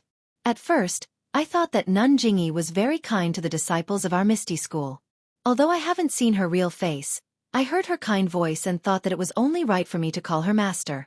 But I didn't expect that. She actually used so many tricks to break up senior sister and senior brother. Moreover, in order to control senior brother, she even poisoned him." When Chen saw Zhang Xiaohua, it was as if she had seen her family. She poured out all her grievances as if she was complaining to an adult. "What? Poison? Jingyi, you old beggar." Zhang Xiaohua was furious. He didn't sit down at first. At this time, he slapped the table where the food was placed and his body emitted a kind of anger. Zhang Xiaohu, Chang'e, and Chen had never seen Zhang Xiaohua so angry. At this time, he suddenly became angry and they were shocked. The Zhang Xiaohua in front of them was very different from what they remembered. In a moment, he was like a coiling dragon with its bloody mouth open and glaring at them, which made them shudder. Then with a crash, the table had been smashed into powder and the bowls and chopsticks on the table were scattered on the ground. "Xiaohua. I'm fine." Zhang Xiaohu was a little frightened and didn't dare to know Zhang Xiaohua. He said in a low voice, "Oh, second brother, I forgot myself." Zhang Xiaohua saw that he forgot himself and hurriedly said with a smile. Outside the yard, some disciples had heard the noise and had come. "Second sister-in-law, You send these disciples away. I'll hide for a while. Zhang Xiaohua made an incantation and disappeared. Zhang Xiaohu was not surprised to see Zhang Xiaohua suddenly disappear. Only Chang'e and Chen Chen looked at it in a daze. It was Ding Chao who came in. Seeing that Zhang Xiaohu and the other two were fine, he was relieved and cupped his hands, saying, Master Zhang, is there anything wrong? This table? At this time, Chang'e came to her senses. She nudged Chen Chen with her arm and said with a smile, It's okay, senior brother Ding. Xiaohu was a little absent-minded when practicing martial arts and accidentally broke the table. Alas, we can go back to the ethereal heights tomorrow or the day after tomorrow. Xiaohu was a little excited and practiced a little harder. Chang'e, junior sister. I understand Master Zhang's mood. The disciples of our Misty School are all eager to go back to the ethereal heights these days. Haha, but Master Zhang has a noble body and needs to rest more. As he said that, he beckoned his disciples forward to clean up the table. But when he saw that the table had already been shaken into powder, he couldn't help but be stunned. What kind of inner strength was this, to be able to shake a table into powder? Could it be that Master Zhang had been hiding his strength all this time? When Ding Chao glanced at Zhang Xiaohu, who was calm and composed, he was more sure of his idea. Zhang Xiaohu is really hiding his strength. Alas, we Misty School 2 talents said that his martial arts were not good enough behind his back, but we didn't know that he didn't intend to compete with us for this title at all. Zhang Xiaohu was still thinking about the angry look of Zhang Xiaohua just now. He didn't expect Ding Chao to think so much. Of course, the table was not broken by him, so he didn't need to pay for it. Naturally, he looked calm and composed. When Ding Chao asked the disciples to clean up and leave with a longing mood, Zhang Xiaohua's figure appeared again. Seeing that Zhang Xiaohua didn't move at all, Chen Chen rolled her eyes and said, Zhang Xiaohua, are you using a trick? Zhang Xiaohu also said, Yes, Xiaohua, you didn't move at all. You're different from before. Zhang Xiaohua didn't speak with a sullen face. She walked to Zhang Xiaohu and said, Second brother, give me your hand. Let me see the poison in your body. Haha, it's okay. Nun Jingyi said that this poison only acts up once a year. As early as 2 months ago when I took it, it had already acted up. Now I don't feel anything. Zhang Xiaohu laughed, fearing that Zhang Xiaohua would feel distressed. Zhang Xiaohua didn't speak. She held Zhang Xiaohu's wrist with her hand and carefully looked at it. She used a wisp of true qi to check it. Then her face relaxed. She took out the antidote pill from her arms and poured out one pill. She said, Second brother, you eat it first. Let me see the effect. Xiaohua, Nun Jingyi said that this poison can only be detoxified by her. Maybe Sakura and Changxing can detoxify it. Your pill. Is it okay? Chang'e said worriedly. Zhang Xiaohu didn't pay attention to Chang'e. He reached out to take it and swallowed it. It's okay. Second sister-in-law. I said it can be detoxified, so it can be detoxified. Zhang Xiaohua didn't care about Chang'e's distrust. After all, she was thinking for her second brother. After the time it takes to drink a cup of tea, Zhang Xiaohu released his hand from his wrist and said with a smile, Second brother, if you had just taken it, I would have been able to force the poison out immediately, but it's already been 2 months, I don't have any other way. Xiaohua, is there really no way? Chang'e asked anxiously. Chen Chen also stepped forward with a pleading look on her face. Zhang Xiaohu's face suddenly turned red. He swung his hand and rushed out. Hey you! What are you doing? Chang'e and Chen Chen chased after him. Don't follow. Zhang Xiaohu said anxiously. Then they heard a puff sound. Zhang Xiaohu's face turned redder and there was a stench. At this time, how could Chang'e and Chen Chen not know? Sure enough, Zhang Xiaohua said with a smile behind them. It's been 2 months. I can't force the poison out, so I have to trouble second brother to pull it out. Ha ha ha. Knowing that the detoxification pill could detoxify second brother, Zhang Xiaohua was in a good mood. Chang'e and Chen Chen had already turned red. They covered their noses and went back to the central room. Then they opened all the windows in the central room. Chen Chen hurried into the inner room. After a while, Chang'e entered the inner room, took some clothes from the inner room and handed them to Xianxia. Her face was still red and she said, "It's all because of you. Send these clothes to your second brother." "Me? Why should I go?" Xianxia looked innocent. She raised her hands and said, I haven't finished my words. Second brother. If you don't go, you want me to go?" Chang'e said angrily. Okay. Xianxia had to stand up and take the clothes. This yard was almost the same as the yard of Xiangshiahua's Guozhuang house. There was no need to worry that Xianxia couldn't find it. Well, Xianxia also took water and a wooden basin by the way. After Xianxiahu changed his clothes, he still looked embarrassed. He glared at Xianxia several times and then went back to the room. In the central room, Chang'e and Chen saw Xiangshiahu's embarrassed look and they both burst into laughter. "What are you laughing at? What's so funny?" Xiangshiahu said helplessly. "Ha ha ha. It would have been better if he didn't say that." After he said that, Chang'e and Chen laughed even harder. It seemed that they were about to laugh out all the worries they had for Xiangshiahu in the past few months. "Second brother, let me have a look." Xianxia smiled and reached out her hand. Xiangshiahu glared at her again. "Well, it's okay, second brother. It's not a big deal. There should be some residual poison in your body, but it won't affect you," Xianxia said with a smile. Then, she handed the antidote over. "If it's okay, take one pill every day for 3 days." "Of course.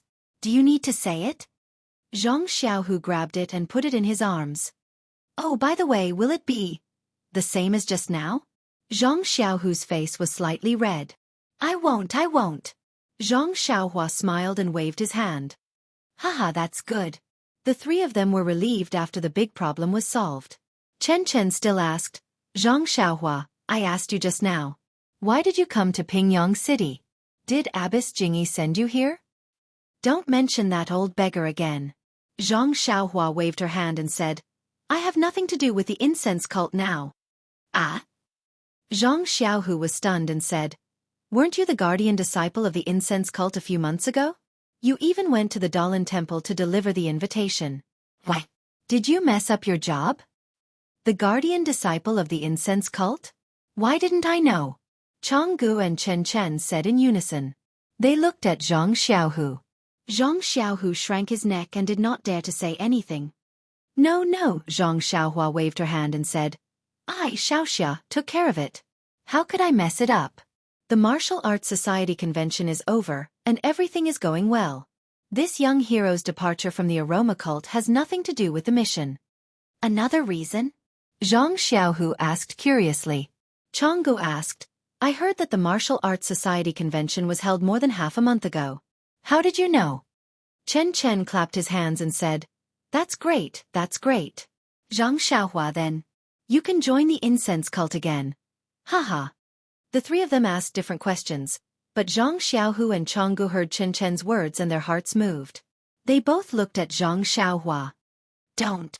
Xiangshiahu quickly waved her hand and said, I still have somewhere to go. Let's not talk about this for now."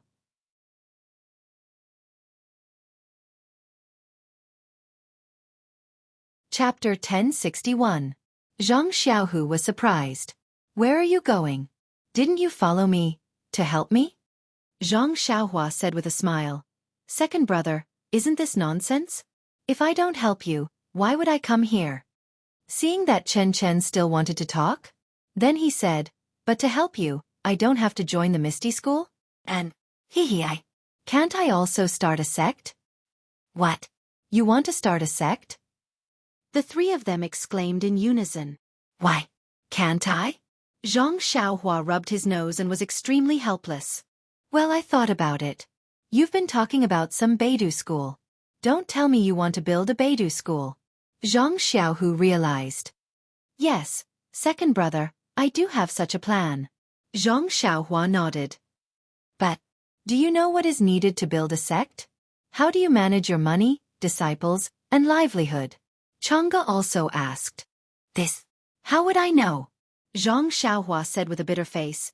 "I only need to build this sect and let others do the rest." Ha. The three of them finally came to their senses and laughed. In their hearts, they had already decided that Zhang Xiaohua was just playing house. Well, second brother wishes your Beidou school to dominate the world and unify the world. Hearing Zhang Xiaohu's nonsensical congratulatory words, Zhang Xiaohua knew that his second brother didn't believe it at all, but he didn't say it out loud. Xiaohua, what are your plans in the future? Zhang Xiaohu just opened his mouth and shut it. Zhang Xiaohua was going to start a sect. Why should he ask? Right, Xiaohua, about the Martial Arts Society Assembly, you. Who told you about it? Chang'e remembered his question. Second sister-in-law. Zhang Xiaohua said tentatively, I went to the Martial Arts Society Assembly late and only saw the end, but I heard some things from Chen Chen. Me. Chen Chen was stunned and immediately understood that this Chen Chen was not her. Chang'e didn't mind Zhang Xiaohua's address and frowned. Xiaohua, it's not good to lie. The Martial Arts Society Assembly was held half a month ago.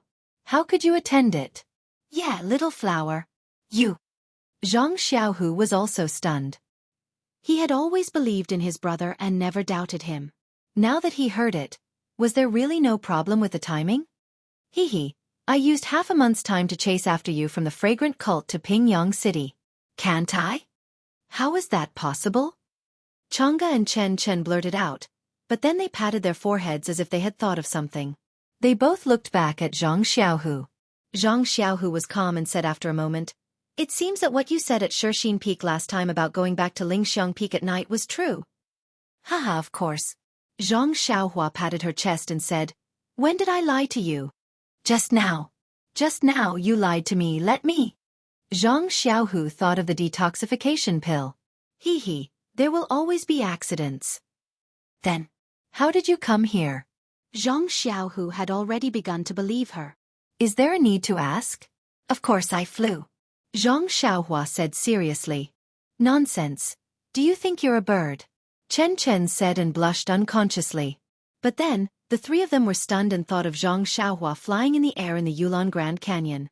It had been a long time, the three of them seemed to have forgotten about it. You. Could it be? You're from the Immortal Dao? Chang'e asked, pointing at Zhang Xiaohua in shock. Maybe, I'm not sure myself. Zhang Xiaohua shrugged and looked innocent.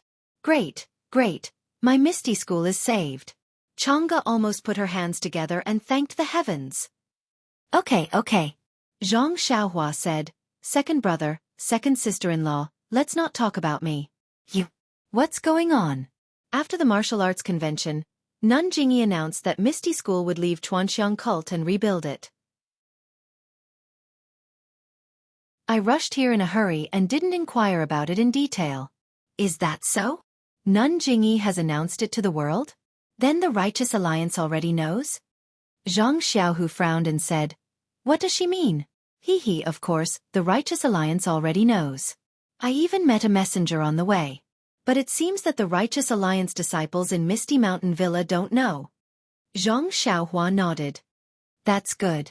I originally planned to rest tonight and recharge my energy and leave early tomorrow morning. Now it seems that I have to change my plan. Zhang Xiaohu clapped his hands and stood up. I'll go arrange it, you guys wait for me. Chang'e also stood up and was about to leave when Zhang Xiaohua stopped her. Second sister-in-law, don't go yet. Tell little brother about Chuanxiang cult. But Chang'e hesitated. Zhang Xiaohu waved his hand and said, Chang'e, tell Xiaohua about Mo Sun Gong. It's good that he knows more. But Chang'e was still hesitant. Although Mo Sun Gong's matter was very important, but it was mostly a private affair. It was all planned by Nun Jingyi. It was really difficult for her to say it herself. Senior sister. How about I say it and you listen on the side? If it doesn't work, you can tell Zhang Xiaohua? Chen Chen was quite considerate and said softly, You guys talk, I'll leave first. Zhang Xiaohu anxiously left. As for the remaining three people, Chen Chen had already heard the story from Chang'e. Now that she said it, it was also very detailed. After Chen Chen finished talking about what happened in Mo Sun Gong, Zhang Xiaohua secretly nodded. This Nun Jingyi is really the leader of Chuanxiang cult. Her schemes are not something that ordinary people can compare to. While controlling second brother, She also inserted her own disciples into the Misty School. She used the whole Misty School as a puppet. Then she secretly raised her little tail. If I didn't get the divine hand and heal everyone's internal injuries in the Misty School, this Misty School wouldn't be surnamed Zhang, but Jingyi. At this time, Zhang Xiaohua's heart was moved. She remembered the jade slip she got from Nanjinggang and the poison sutra of the great master Changgung. There seemed to be a method to control others. If it worked, Nanjingyi would go for wool but come home shorn. After thinking about it, Zhang Xiaohua stood up, straightened her clothes, and saluted Chang'e properly. Second sister-in-law, I called you a little casually just now. From now on, I'll call you seriously. Chang'e didn't blush when she heard Zhang Xiaohua call her that. Now that Zhang Xiaohua suddenly became serious, her face became hot. She quickly stood up and saluted back, saying, Xiaohu and I have been through thick and thin together. It's lucky that we can have this ending. It's a great fortune to have your help in the future. Zhang Xiaohua laughed heartily. Of course. If mother and father knew about this, they would be so happy that their mouths would turn crooked. Then she secretly looked at Chen, who was a little sad next to her. With Nanjingyi's approval, Chang'e was undoubtedly the wife of the faction master. But what about Chen? This little tale seemed to have some resentment in her heart. Now she didn't need Nanjingyi's approval, but Zhang Xiaohu had never been strict with her. Chang'e was also busy with the Misty School, so she didn't take Chen seriously. Chang'e blushed and said in a low voice, After we take down the ethereal heights, I'll go to the Guozhuang house with Xiaohu. Chen was even more unhappy when she didn't mention herself. She lowered her head and looked at the ground. Well, okay. I'll go back and tell father and mother first, so that they can be prepared. After saying that, she raised her head and saw that Zhang Xiaohu had returned. As soon as he entered the door, he asked, What did you say to father and mother? Then he understood. Xiaohua, you mean? You'll go back to the Guozhuang house first? Well, yes, second brother. Although I've asked the carriage company to send a letter to father and mother a few months ago, I'm still worried. Now I'm near Pingyang City. With my speed, I'll be home soon. I'll tell father and mother first. Well, Xiaohua, you tell father and mother that I'm really unfilial. After the Misty School is finished, Zhang Xiaohu said and stole a glance at Chang'e. Chang'e said shyly, I've already told Xiaohua. Haha, that's good. After the Misty School is finished, I'll take Chang'e back to the Guozhuang house. Zhang Xiaohu said with a smile, but then he realized something and said, By the way, what about your dream? Why didn't she come? Oh my god. Only now did you remember. Zhang Xiaohu secretly despised Zhang Xiaohua and said sadly, I can't make it. Didn't Nanjingyi allow her to come? Chen was curious. Chang'e said, By the way, how did you come out of Chuanxiang sect? We've been talking for a long time, but you haven't said a word. It's like this. Zhang Xiaohua then told the story of her and Chang'e, and finally said, Chang'e went back to the Tenryu sect with Tian. After all, it's her home. After her illness is cured, we'll meet again. The three of them were fascinated by the story and were almost stunned. Chang'e is Tian's daughter. The daughter of the leader of the world's #1 sect. The daughter of the world's #1 martial artist. The unique saintess of the Tenryu sect. Xiaohuayu, aren't you the son-in-law of the Tenryu sect? Zhang Xiaohu murmured, You won't have to worry about food and clothing in the future. Go, Zhang Xiaohua really despised her second brother. Not only the son-in-law, as long as I, Xiaoxia, want to be Tian in the future, it's not impossible. You want to be Tian? Ha ha ha, Zhang Xiaohu grabbed Zhang Xiaohua's hand and laughed. I'll be the leader of the Misty School, and you'll be the leader of the Tenryu sect. We have 2 leaders of the Zhang family. That's great. That's great. Go away. Chang'e nudged Zhang Xiaohu with her elbow and showed the dignity of the wife of the leader. What do you know? The Tenryu sect is an evil cult. It's not easy to be their Tian. Then she turned her head and asked, Don't you think so, Xiaohua? Well, you're right. I'm now a cultivator of immortality. How can I be the Tian of the Tenryu sect? It's really impossible. But Zhang Xiaohua, if you don't become Di Shirtian, how can you marry Meng? Chen Chen was very worried about their marriage. Zhang Xiaohua smiled bitterly. About this? I can only talk about it. Alas. Then she looked at the sky and said, Second brother, second sister-in-law, I can't talk to you anymore. It's getting late.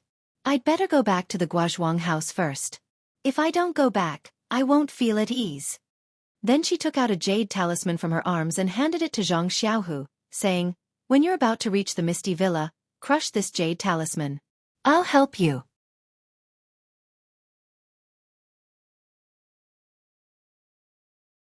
Chapter 1062. After bidding farewell to Zhang Xiaohu, Chang'e, and Chen Chen, Zhang Xiaohua hid her figure, flew into the air, and went straight to the Guozhuang house. Zhang Xiaohua immersed her divine sense into the jade slip while flying, looking for the records about controlling people's minds. She didn't know where Nun Jinggang got the jade slip, but there was a kind of elixir called puppet pill in it. As long as someone took it, the person's mind could be controlled, and they would be obedient to the caster, no different from a puppet. However, this puppet pill had a drawback. That was, the person who took the puppet pill would really be like a puppet, with dull eyes and inconvenient movements. Zhang Xiaohua shook his head inwardly. This puppet pill definitely won't work. If it turns a group of elite outer disciples into puppets, it will lose all its effects. It's better to use Abbess Jingyi's name to control them. Or, can I also refine some poison for second brother? Zhang Xiaohua thought of Nun Jingyi's means. Zhang Xiaohua had already read the things in the Poison Sutra, on the way back to the incense cult. At this time, thinking carefully, she was overjoyed. There was also a kind of poison called soulless powder in the Poison Sutra, which was also used to make people lose their minds and be controlled by others. It was just that the time of losing one's mind was shorter. However, during this period, the poisoned person's appearance would be the same as usual, and even his martial arts would not be affected. Oh, putting the two elixirs together. Will it work? Zhang Xiaohua was happy and began to think about the formula of the puppet pill and soulless powder. The soulless powder was a martial art item, and the poison and herbs in the formula didn't seem too rare. However, the puppet pill was different. It was used in immortality, and the herbs used in it made Zhang Xiaohua scratch her head. But after looking at the back, Zhang Xiaohua couldn't help but sigh. I don't know if it's I or Zhang Xiaohu's luck, but all the herbs are in I's belt. Of course, the herbs used to refine the puppet pill were all grown in Yin, and the requirements were very special. They were usually very rare, but when Zhang Xiaohua first arrived at Lingxiang Peak, didn't she go to Lichui Valley? It was called the Ghost Valley, and the herbs had long been eroded by the black fog. The ghost mushroom was also the main ingredient of the puppet pill. Could it be that the disciples of the incense cult keep the things in the valley? Is this Jing Gang's idea? Or else, how could that guy Yu Zhuochuan enter the valley so easily? Zhang Xiaohua thought to herself. Unfortunately, these two people had already become Zhang Xiaohua's ghosts. As for the specific reason, Zhang Xiaohua would never know. Well, when I'm free, I'll refine the puppet pill and the soulless powder together. Maybe it will work. This is I's creation, so I have to give it a nice name. How about soulless pill? Zhang Xiaohua thought, and her spiritual awareness swept down. She couldn't help but feel happy. She saw the stars in the sky and the lights on the ground. Now she was already above Lu Town. Guozhuang House.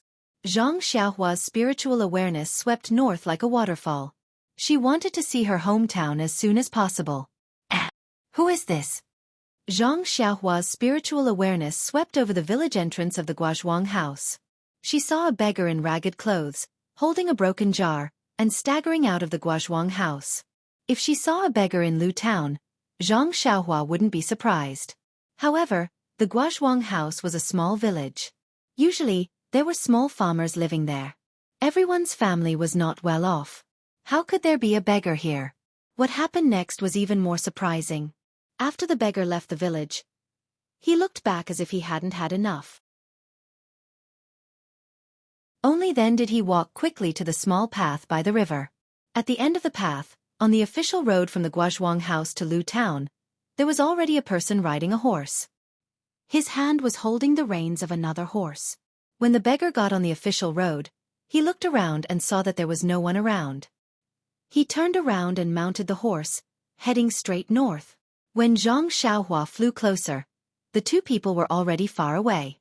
Xianxia stroked her chin. Just as she was thinking about whether she should chase after them to take a look, she saw in her spiritual awareness a small courtyard that she was familiar with. A white and fat child was holding a small wooden stick. Under the light of the lantern under the eaves, he was chasing a group of chickens around the courtyard. At this moment, the door to the central room was pushed open.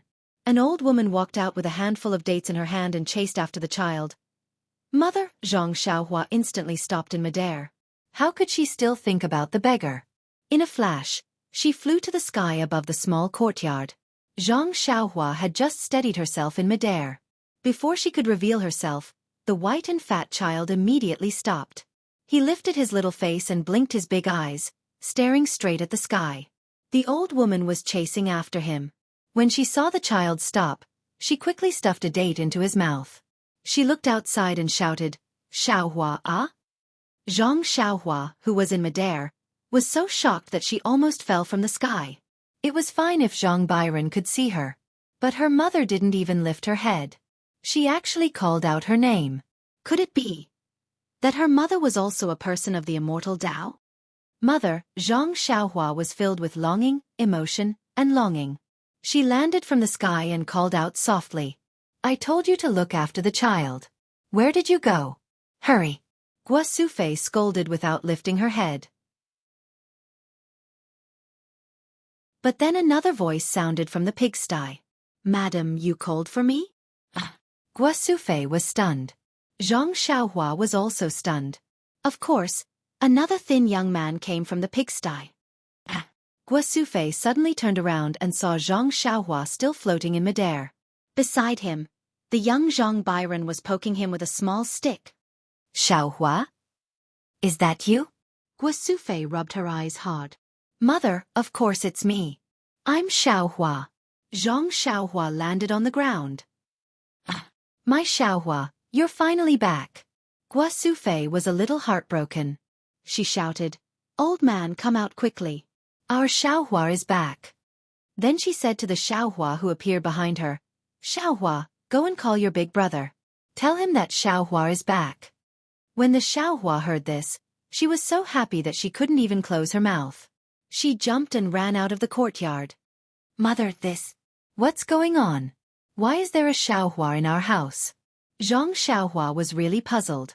Could it be that her mother missed her and picked up a child from outside? Go, Byron, don't poke your third uncle with a stick." Guo scolded Zhang Byron and carried him up. Zhang Byron obediently lay in his grandmother's arms and said, "Grandmother." He flew from the sky. No, he walked. Although Zhang Byron was young, he could still speak clearly. His eyes were curiously looking at Little Black and Little Yellow, who were on Xiaohua's shoulders. Hearing his grandmother's words, he poked Little Black with the stick again. Guo didn't care if her son flew or ran. She slapped Zhang Byron's butt and laughed. "What nonsense are you talking about? This is your third uncle, not the immortal in the stories." Before she finished speaking, Zhang Kai rushed out of the room and ran to Zhang Xiaohua's side. He didn't go near her and looked her up and down. He nodded slightly. "And not bad. You haven't changed. You look about the same as 2 years ago." Zhang Xiaohua's eyes were a little moist. She smiled and looked at her father, who didn't go forward but missed her as much as her mother did. While they were talking, the door was pushed open with a bang. Zhang Xiaolong and Lu Qian also ran in. When they saw Zhang Xiaolong's face was filled with joy. He rushed over and hugged Zhang Xiaohua in his arms. He smiled and said, "Someone sent a letter a few days ago saying that you were in the south. Worry-free city. Why are you back today?" Big brother, relax a little. I can't breathe." Zhang Xiaohua laughed. Xiaohua, I haven't seen you in 2 years. You haven't changed at all. How strange." Lu Qian walked to Zhang Xiaohua's side and said with a smile.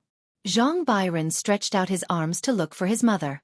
Lu Qian reached out and hugged him. Zhang Byron chuckled and threw the stick away. With small hands, he wanted Little Martin and Little Dog. Seeing that the house was so warm, Zhang Xiaohua smiled and said. Sister-in-law, you're the same as before you married big brother. You're even more beautiful. What reason do you have? These words were exactly what Lu Qian was thinking. After marrying into the Guozhuang house for 7 to 8 years, she indeed didn't change much. After giving birth to Zhang Bairen, she became even more beautiful. As for Lu Yeye, who was younger than her, now, it was too horrible to look at. Seeing that Zhang Bairen liked the two little things, Zhang Xiaohua took Little Black and Little Yellow off her shoulder and handed them to Zhang Bairen. The two little things had already looked at Zhang Bairen for a long time. At this time, they didn't reject and obediently allowed Zhang Bairen to hug them. At this time the young man standing behind Lu Qian walked forward and said respectfully, "Young master, you're back." Young master? Zhang Xiaohua was stunned at first, then she came to a realization. Then she looked at the young man's head in disbelief and shouted, "Ji Xiaohua? Your scabby head. Where did you go?" Wasn't this person Ji Xiaohua? It was no wonder that Zhang Xiaohua didn't recognize Ji Xiaohua now. Not to mention that it was night now and only lanterns were used to illuminate the area. Not to mention that Zhang Xiaohua hadn't seen Ji Xiaohua for more than 2 years. Now, Ji Xiaohua was much taller than before and also much fatter. She was no longer the little firewood of the past. Just the disappearance of his striking scabby head alone made Zhang Xiaohua at a loss. It was old madam who cured it with a folk prescription. Ji Xiaohua didn't care at all about Zhang Xiaohua's words and answered respectfully. "What old madam or young madam? Didn't I tell you to call her godmother?" Guo Sufei was displeased. "Isn't that so? This Xiaohua is really polite. How many times have I said it? She still calls me old madam and young master Xiaolong. And she even calls me young master Byron." Lu Qian also laughed. "But, aren't you in Songning town? Why did you run to Guozhuang house?" Zhang Xiaohua was still puzzled. "Oh right, where's auntie? She wouldn't have stayed in Songning town, right?" Ji Xiaohua's eyes reddened at the mention of his mother. He carefully said, "Young master, I was on my way to Guozhuang when my mother was sick. It wasn't easy for me to find this place. She was already on her last breath. She only let go when she saw me deliver the message that young master wanted." "Message? What message do I want? You guys?"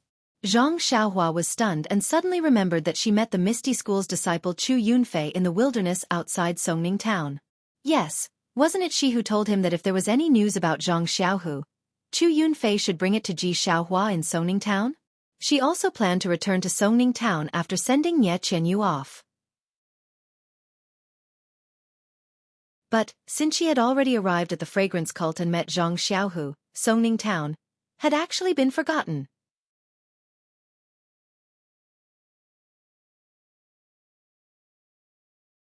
Chapter 1063.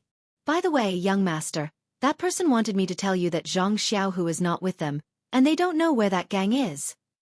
After 2 years, Xiaohua finally delivered this sentence to Zhang Xiaohua's ears.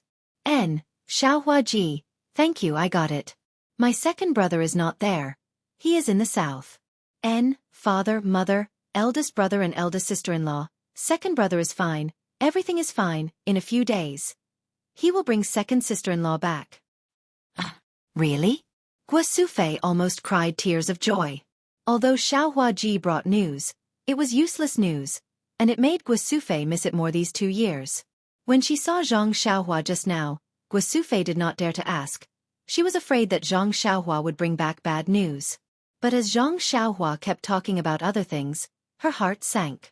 Now that she heard the heavenly news and Zhang Xiaohua would bring back the second daughter-in-law of the Zhang family, how could she not be happy? Come in first. Come in first. Zhang Kai called. No, mother, that.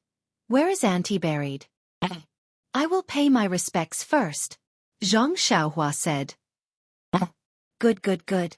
Zhang Kai and Guo Sufei were stunned. Until now, they suddenly realized that Zhang Xiaohua, who they thought was still young, had already grown up and knew how to be grateful.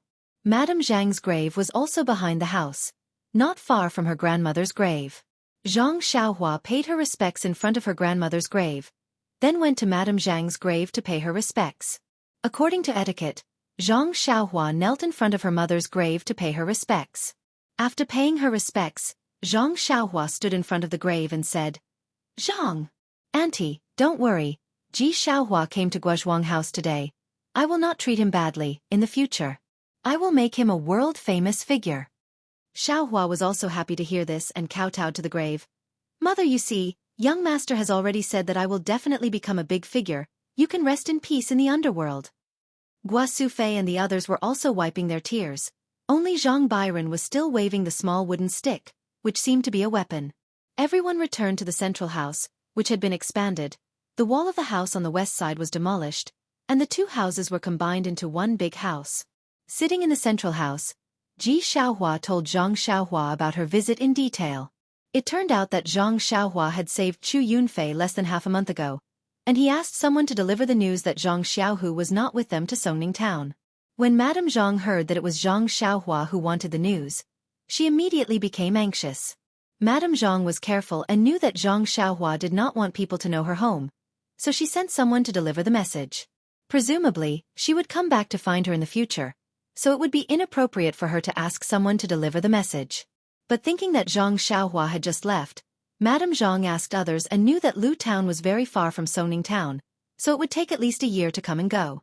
She was also afraid of delaying Zhang Xiaohua's matter. Moreover, Zhang Xiaohu's name was similar to Zhang Xiaohua's, so they should be close relatives. How could Madame Zhang rest assured to let Ji Xiaohua go to Lu town alone? After thinking about it, Madame Zhang had no choice but to drag her body, which had already recovered on the journey. There was no need to mention the miserable journey. When they arrived at Pingyang City, they were almost no different from beggars. Madame Zhang was very sick, and she did not dare to inquire about it at Huanxi Mountain Villa. She only knew that it was a place for people in the pugilistic world, so she did not dare to ask about it in detail. Instead, she went to Lu town. At that time, Madame Zhang was already beyond cure, but she did not dare to give up. Firstly, she was worried about her 9-year-old son, and secondly, she had not sent the message to Zhang Xiaohua. However, Zhang Xiaohua was not in Lu town in the first place. How could they find her? It was not until an extremely coincidental opportunity that the two begged for food at Li Jinfeng's house and asked if he knew Zhang Xiaohua. Li Jinfeng's father was shocked. Under interrogation, Madame Zhang did not mention the reason for looking for Zhang Xiaohua. Instead, because Li Jinfeng's father knew Zhang Xiaohua, they stayed in the shop and did not go out again.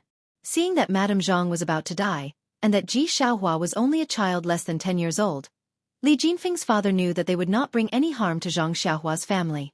Thus, he got a carriage and sent the two of them to Guozhuang House.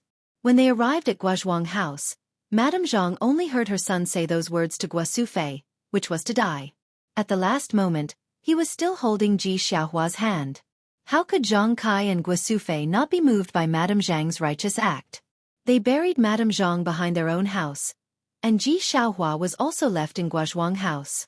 Ji Xiaohua had been clever since childhood and was used to living a poor life.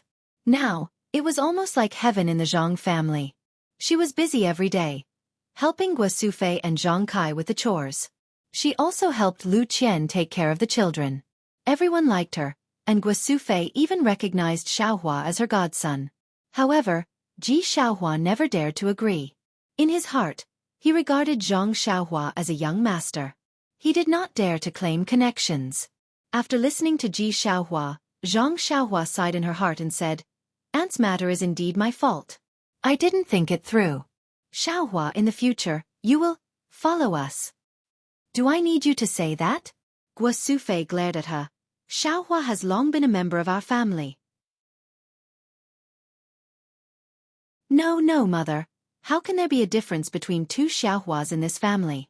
You have to think of a way," Zhang Xiaohua said in a spoiled manner. "Young master, how about I change my name?" Xiaohua said carefully.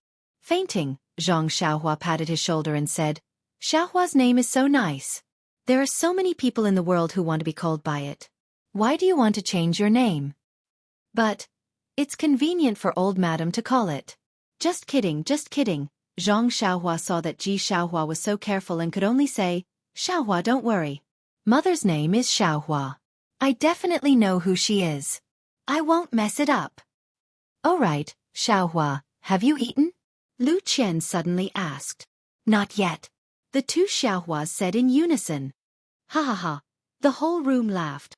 Hee sister-in-law, Zhang Xiaohua glanced at Lu Qian and said. After a while, second sister-in-law will come. You can't bully me like this. Second sister-in-law? Guo Sufei keenly grasped the key word and said. Why are you still saying second sister-in-law? Zhang Xiaohua laughed evilly and said. Second brother has found 2 wives. However, one has already been revealed. The other hasn't been revealed yet. Really? Or is it fake? Xiaohu is so powerful. Zhang Xiaolong's face was full of envy. Why? Do you also want to? Lu Qian glared at him. No, I'm just asking. Zhang Xiaolong said embarrassedly. Zhang Xiaohua laughed and was about to say something when she suddenly looked at the sky outside and said, Mother, I'm not going to talk to you anymore. It's time to sleep. I'm still sleeping in the small room. After saying that, Zhang Xiaohua rushed out of the room and went straight to the small room. Little Black and Little Yellow immediately jumped out of Zhang Byron's arms and followed. Don't rush. Xiaohua is sleeping in the small room now. I'll switch with you. Guo Sufei shouted.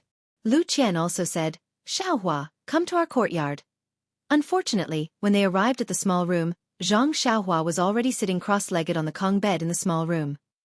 Shub, seeing this, Zhang Xiaolong hurriedly stopped everyone. He said in a low voice, I heard that all experts train like this. Mother, let's go quickly. Don't let Xiaohua go crazy. Guo Sufei and the others were frightened and quickly retreated. However, someone was not willing to do it. Who? Zhang Byron. The little guy opened his mouth and looked as if he was about to cry. He reached out and grabbed Zhang Xiaohua and the other 2 little things beside her who were already squinting their eyes. Byron, this can't be. Uncle is practicing. If you go, he will go crazy. Lu Qian did not dare to let the child go and quickly left with him. Wah! The sound was so loud that it shook the small courtyard. No matter how Lu Qian tried to coax him, he would ignore her. Even if she tried to feed him, he would ignore her. She used all the coaxing tricks in the past, but it was useless. The sound of his crying echoed through the night sky. It was really noisy. Do you want to play with Puppy and Little Martin? As Zhang Xiaolong spoke, he reached out to hug Blackie and Goldie. Who would have thought that just as he placed his hands on Blackie, Blackie would open its eyes and let out a low hiss. It was extremely sharp and fierce. Then it closed its eyes again, giving Zhang Xiaolong a fright. I guess these 2 little things will follow Xiaohua tonight. Zhang Xiaolong took a few steps back and said helplessly, What should we do? Lu Qian had no choice but to look at Zhang Xiaolong. Zhang Xiaolong looked at Zhang Kai and Zhang Kai looked at Guo Sufei. Why don't we try to carry Byron over? Guo Sufei was also very hesitant. She did not dare to take the risk. Let's try. I remember when Xiaohua was sleeping, she also shook him. Zhang Kai was a little tempted. Sure enough, as soon as they got close to the house, Zhang Byron stopped crying. His eyes were filled with tears and his dark pupils were rolling around. Lu Qian carried Zhang Byron. Zhang Byron was very obedient. He was placed on the Kong bed. He turned over and went to Zhang Xiaohua's side. He ignored Little Black and Little Yellow. His limbs were in the sky and he slowly closed his eyes. In the dark night, the starlight formed a cocoon. It was invisible to the naked eye. Zhang Byron was lying next to Zhang Xiaohua. A lot of the starlight was unconsciously absorbed by Zhang Byron's body. This. Lu Qian looked at Zhang Xiaolong next to her and smiled bitterly. Let him sleep next to Xiaohua. Byron is. Zhang Xiaolong said with a smile. Maybe Byron and Xiaohua are fated to be together? What if the child wakes up at night? What if he wants to find us? What if he is thirsty and hungry? Lu Qian said countless things in one breath. What do you think? If we carry Byron away now, he will definitely cry. I guess the whole Guozhuang house will not be able to sleep well. Young master, I will stay here. As long as the young master wakes up and makes a fuss, I will go to find you immediately. Xiaohua said carefully. Xiaohua, Is it so difficult to call me big brother? Zhang Xiaolong rolled his eyes. Don't blame Xiaohua. Wait until tomorrow, let Xiaohua talk to Xiaohua. Lu Qian didn't finish her sentence. She was happy. Let's go. It's late. Let Xiaohua stay here first. After 4 hours, Xiaolong will come again. Guo Sufei's excitement had passed. She was obviously sleepy and said with a yawn. Well, everything will wait until tomorrow. Zhang Kai made a concluding speech. Everyone went back. Xiaohua hugged the quilt and waited at the door of the small house. The night in the Guozhuang house was quiet. Occasionally, there was the sound of dogs barking, teeth grinding, bed creaking, children crying, crickets chirping, frogs croaking. There were so many sounds, but it was full of the sweetness of the countryside and the smell of life. After a long time, Xiaohua was so sleepy that she fell asleep. She leaned against the door and a stream of sparkling saliva fell down. Outside the Guo manor, there was a group of people, about 20 of them. They were riding on horses and were rushing over.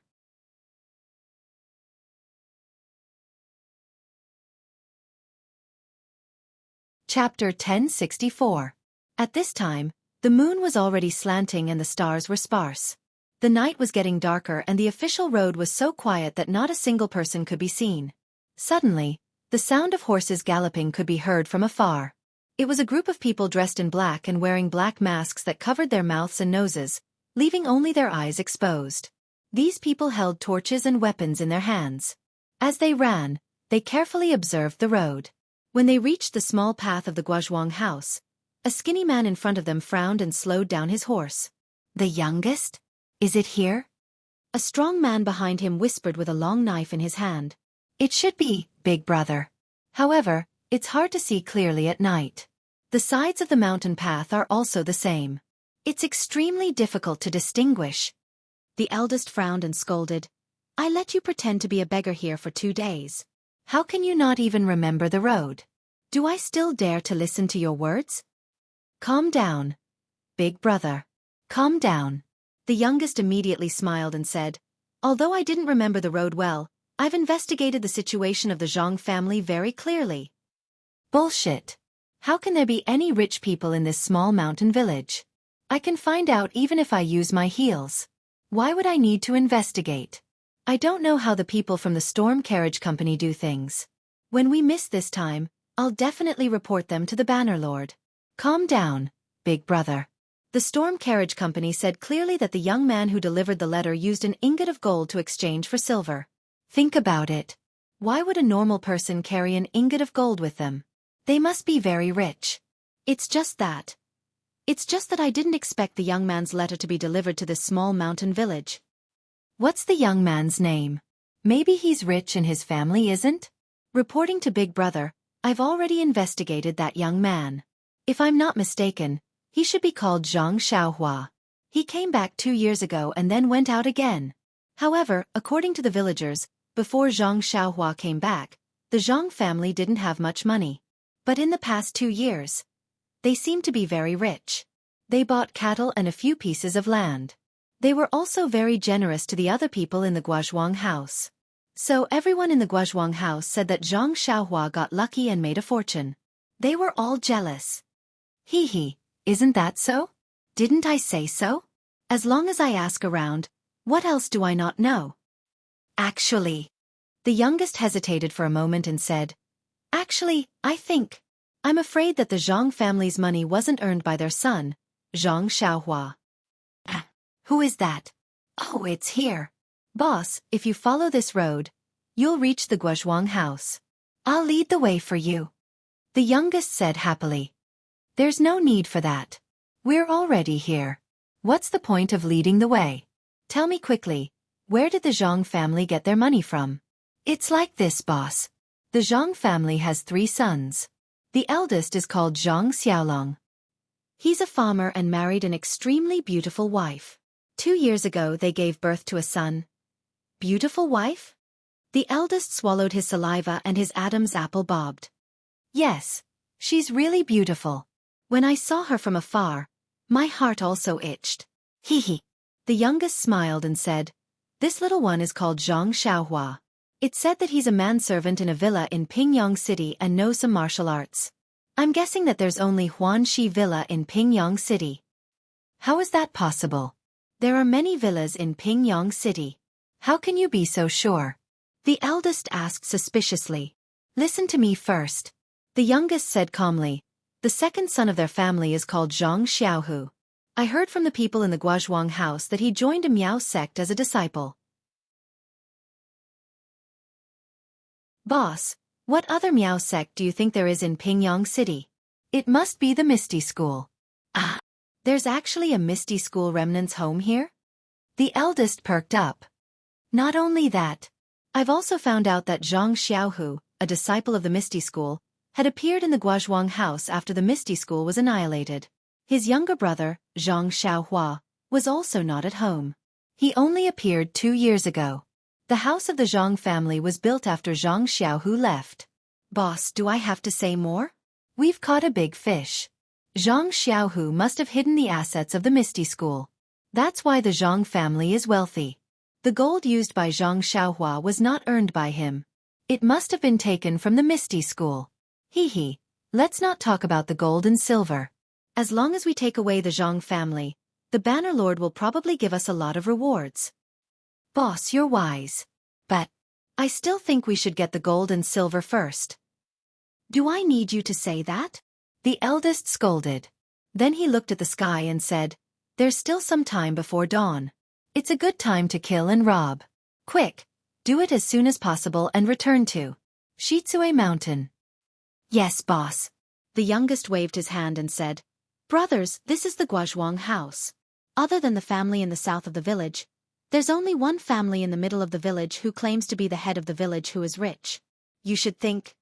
Stop talking nonsense. The eldest ordered. We're here to make a fortune. Of course we have to find rich people.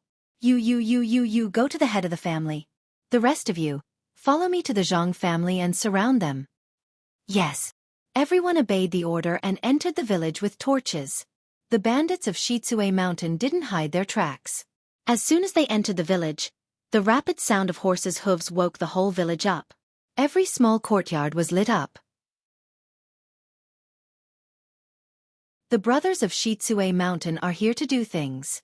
Don't be long-winded. Go to sleep. The eldest roared, which was like a thunder in the sky above the Guozhuang house. In an instant, the lights that had been lit were gradually extinguished one by one.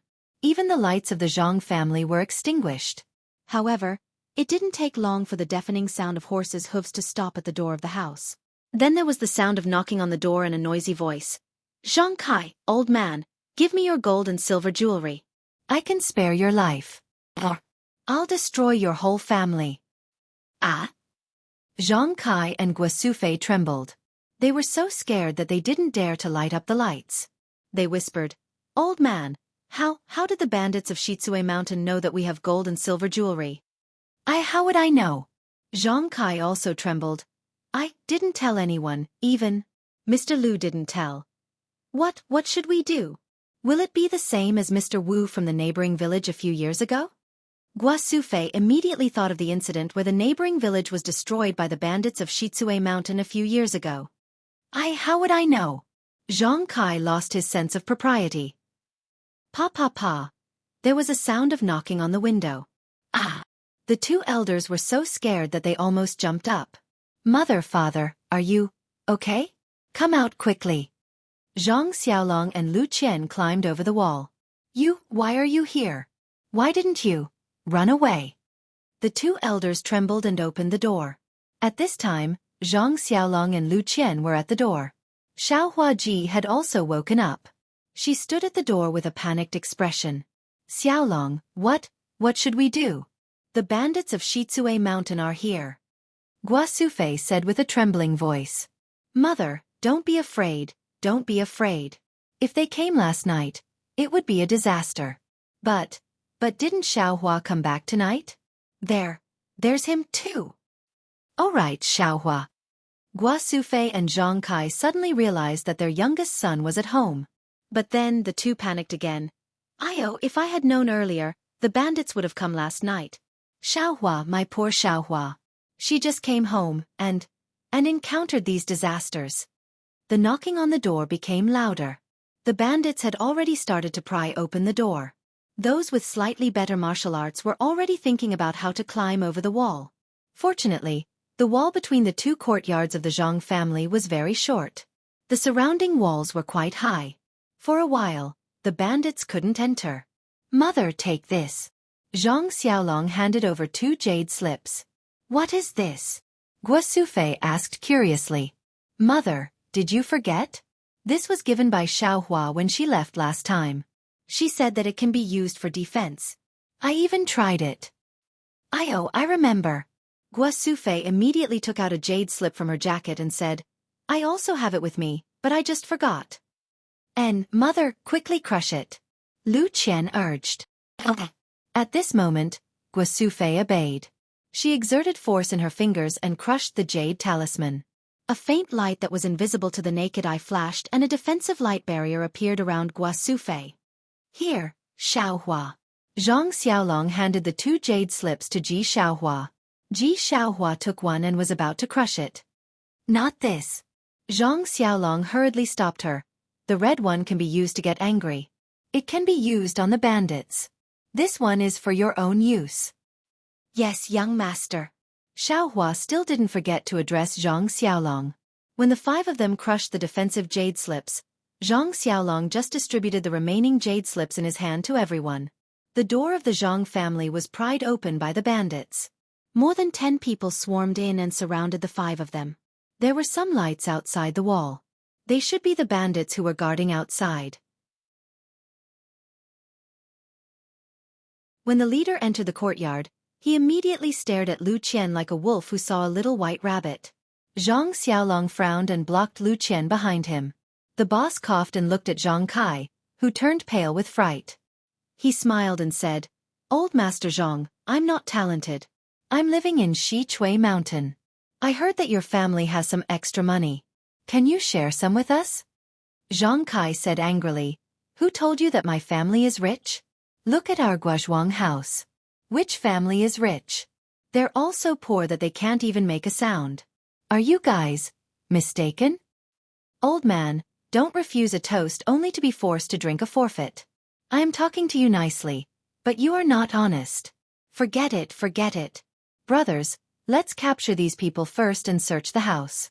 I don't believe that the disciples of the Misty School did not leave money for their family before escaping. Oh right, that little girl must be gentle. If she is tactful, she may become your sister-in-law in the future." The leader said lecherously. "Ha ha ha," everyone laughed. A few of them stepped forward. "Please vote monthly, please vote recommendation, please collect, please tip, thank you." Calm to vote recommendation and monthly.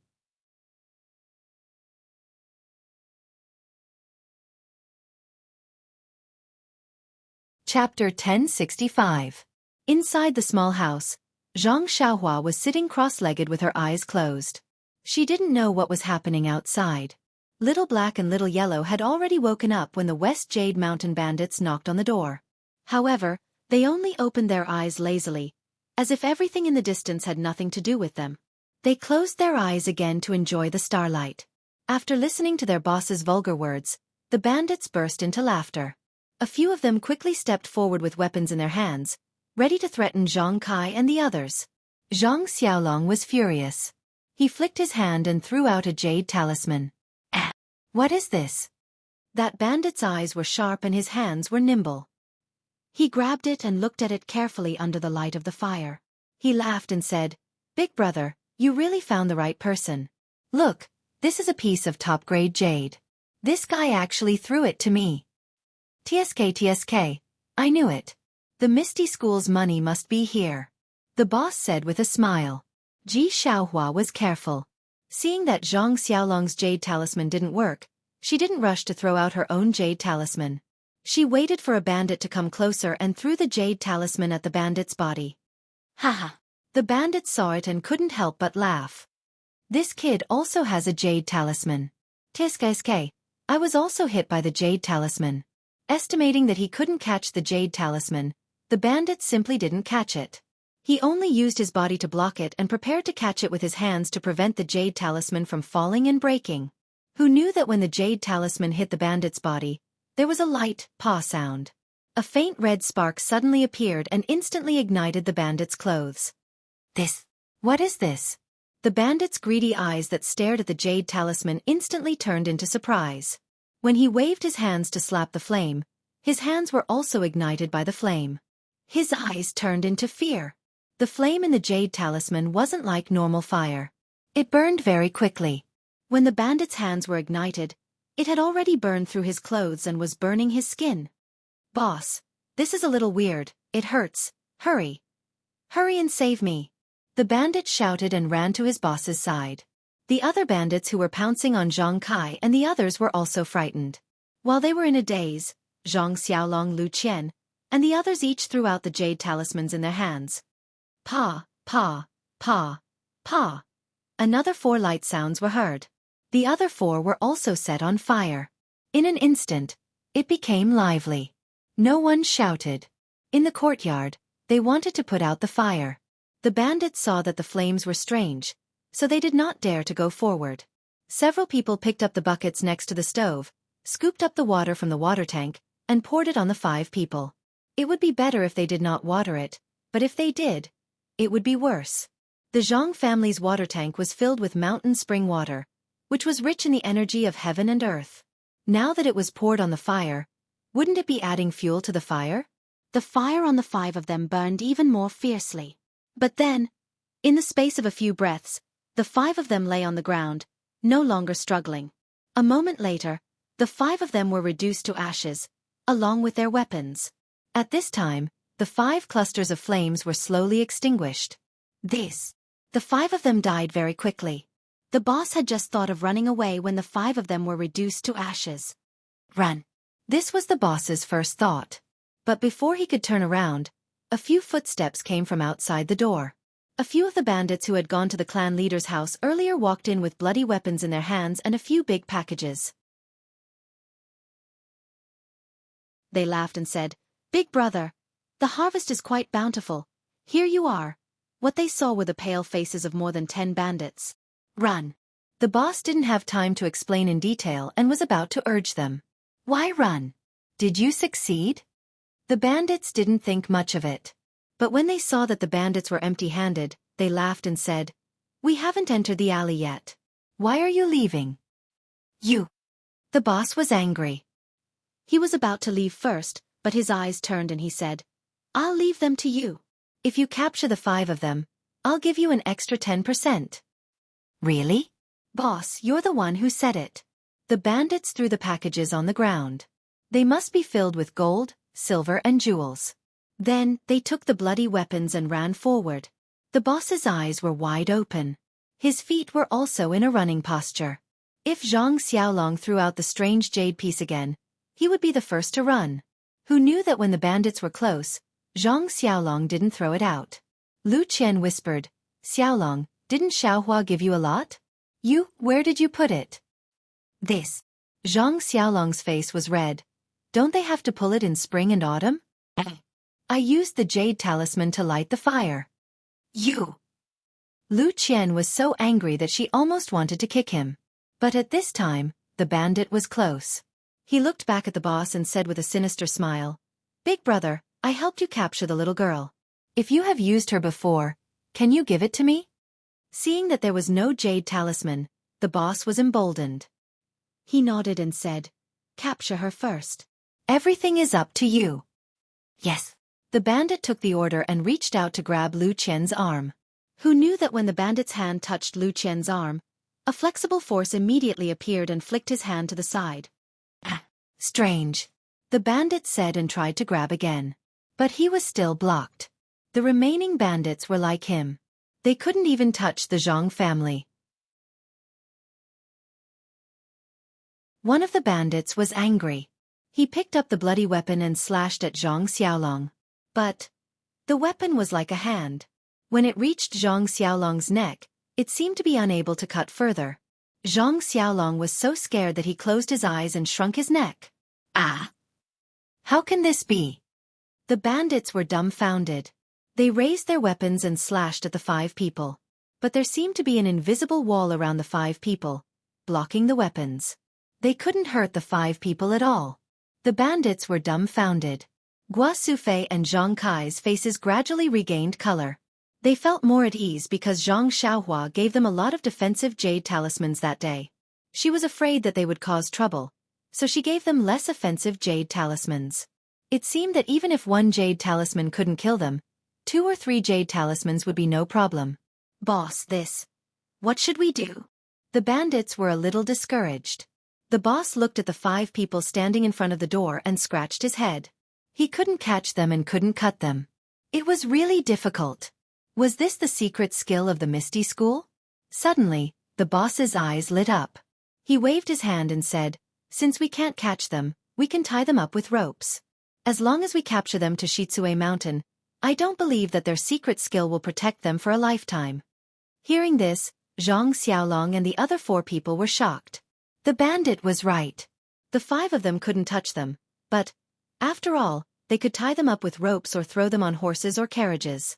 When they reached Shitsue Mountain, no matter how many jade talismans they had, there would be a time when they ran out. Lu Qian's eyes turned quickly. Suddenly, she saw the hut and had a plan in mind. She kicked Zhang Xiaolong with her foot and glanced at the hut. Zhang Xiaolong saw it and immediately understood. The jade talismans were given by Zhang Xiaohua. At this time, Zhang Xiaohua was in the hut. As long as Zhang Xiaohua woke up and threw a few fire talismans, who would be afraid of the bandits? But he looked at the sky. It seemed that there was still some time before dawn.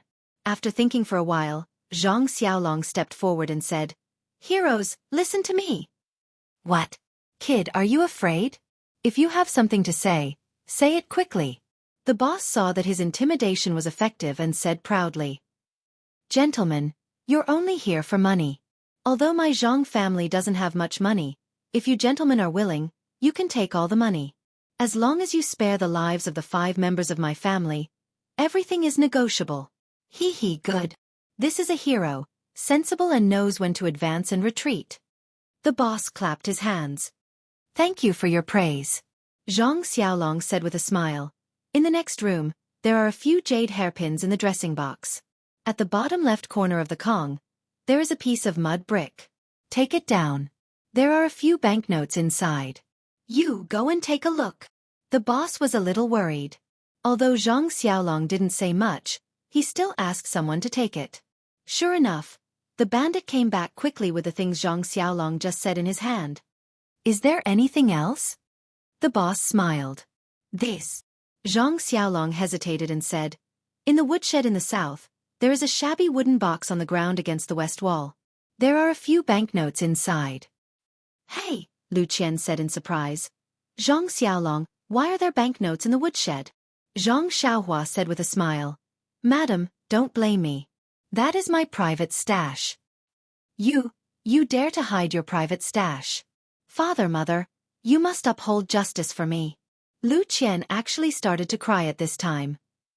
Little girl, you see, your husband actually hid his private stash behind your back. Maybe he is hiding a mistress in a golden house. This person is no longer reliable. I think it is better for you to come with me. We can enjoy ourselves in Shitsue Mountain. The boss took the opportunity to say, "Is that so? You are right, but being a bandit is really hard. I have to be on the edge. I am afraid I can't take it." Lu Qian said sweetly, "I will let little girl know that I am not." Speaking until here, the boss seemed to have realized something and stopped talking. He looked at the bandit next to him and scolded, "Why are you still not going to find your private stash?" However, after a long time, the bandit came back empty-handed and said, "Boss, I found the box, but there is no private stash." "Impossible!" Zhang Xiaolong shouted. "I put it there myself yesterday." Then he realized and turned back. You even took my private stash." Lu Qian sneered. "You think I don't know? I have already seen through your disloyalty. Now that all your private stash is gone, I will see how you go out." Zhang Xiaolong glared at her. The boss looked at the sky and scolded, "Stop arguing. If you continue to argue, you will be put on the carriage." Zhang Xiaolong and Lu Qian stopped talking and looked at the sky worriedly. "Old boy, quickly say it. Your eldest son has already said it. If you don't say it, he will say it in vain. I will also take all of you away. Zhang Kai seemed to have understood Zhang Xiaolong's meaning at this time. He also thought for a while and said, I do have some savings. You go and get it later. Sure enough, following Zhang Kai's words, the bandits found a lot of banknotes in the central room and Zhang Kai's east room. However, these banknotes were not as rich as what they had just obtained from the patriarch's house. Old bastard. The boss was angry. He looked at the black marks on the ground and laughed nastily. I lost a few lives here, and you're still so stingy. Forget it, I don't want your money, and I won't take you guys with me. He turned back and shouted, Brothers, chase these 5 people into the central room. Let's set a fire. I want to see if it can burn you all to death. Please vote monthly, please vote recommendation, please collect, please tip, thank you.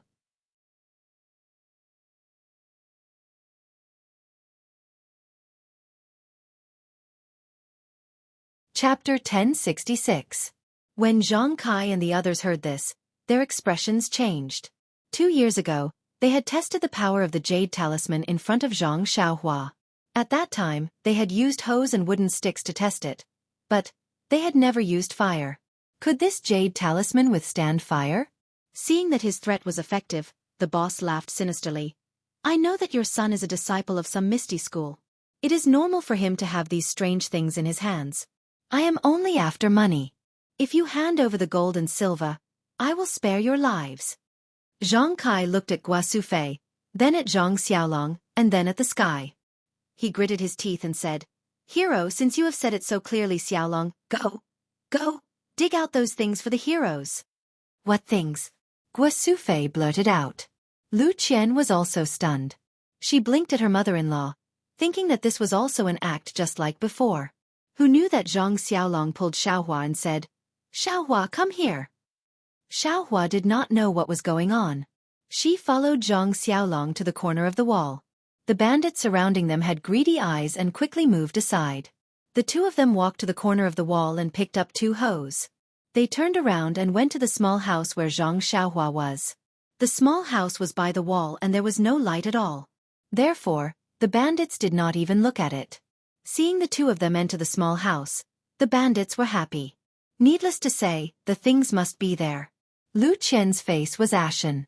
She had been nervous all this time, but she insisted on not looking at the small house because her son, Zhang Byron, was inside.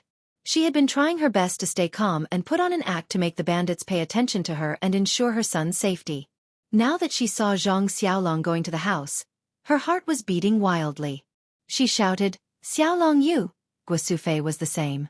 She glared at Zhang Kai and was secretly worried about her Zhang Xiaohua. When Zhang Xiaolong and Ji Xiaohua entered the hut, Zhang Xiaolong immediately rushed to the Kong in the dark. He didn't care whether Zhang Xiaohua would be possessed by the devil or not. He pulled him down from the Kong and threw him into the broken cupboard at the corner of the Kong. Then he threw Byron into Zhang Xiaohua's arms. Little Black and Little Yellow waved their hands and moved them to their sides. Zhang Xiaolong also pulled a quilt over their heads. Little Black and Little Yellow opened their eyes, but when they saw that it was Zhang Xiaolong, they ignored him and closed their eyes again. Just as Zhang Xiaolong was done, the bandits' torches entered the hut. Someone lives in this house? The bandit looked around. I'm the one who lives here. Ji Xiaohua answered honestly. Yes. The bandit looked around and didn't suspect anything.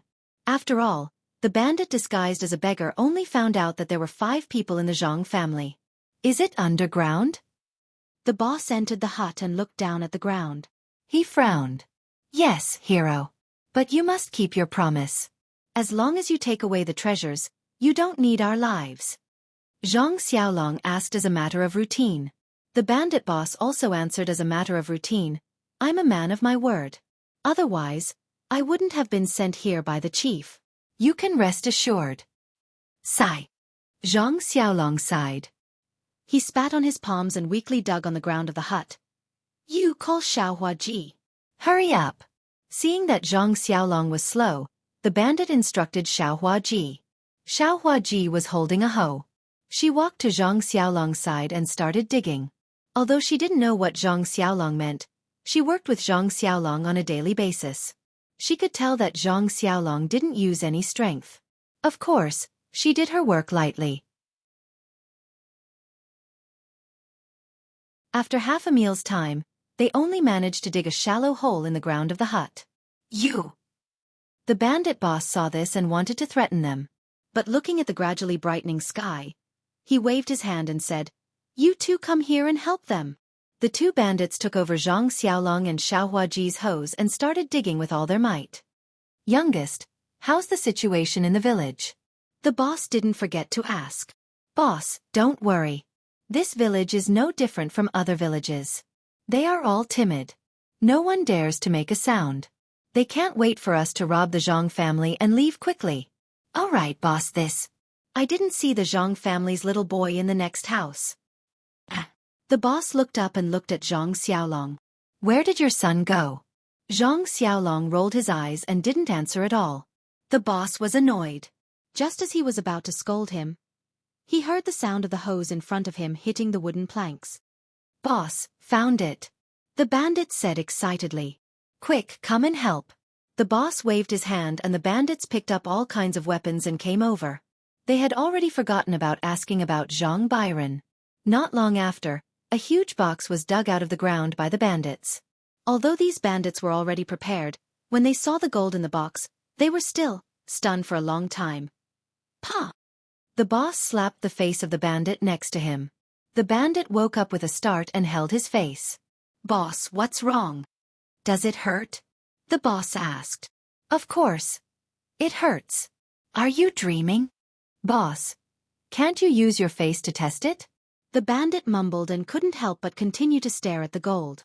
"Quick, it's almost dawn. Don't let too many people find out. Quickly take all the gold." The boss confirmed that this was not a dream. He was so happy that his voice was trembling. He nagged, "Everyone take some and divide it when we get to Shitsue Mountain.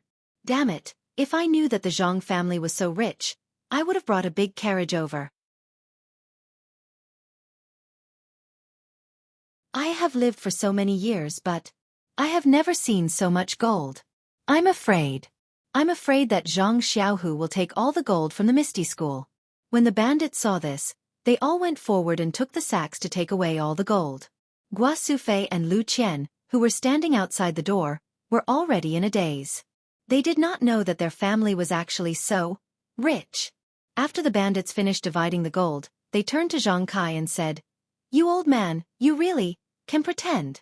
You gave me so many silver notes, but this gold ingot can't even compare to it." Zhang Kai was anxious. He looked at the sky and smiled apologetically.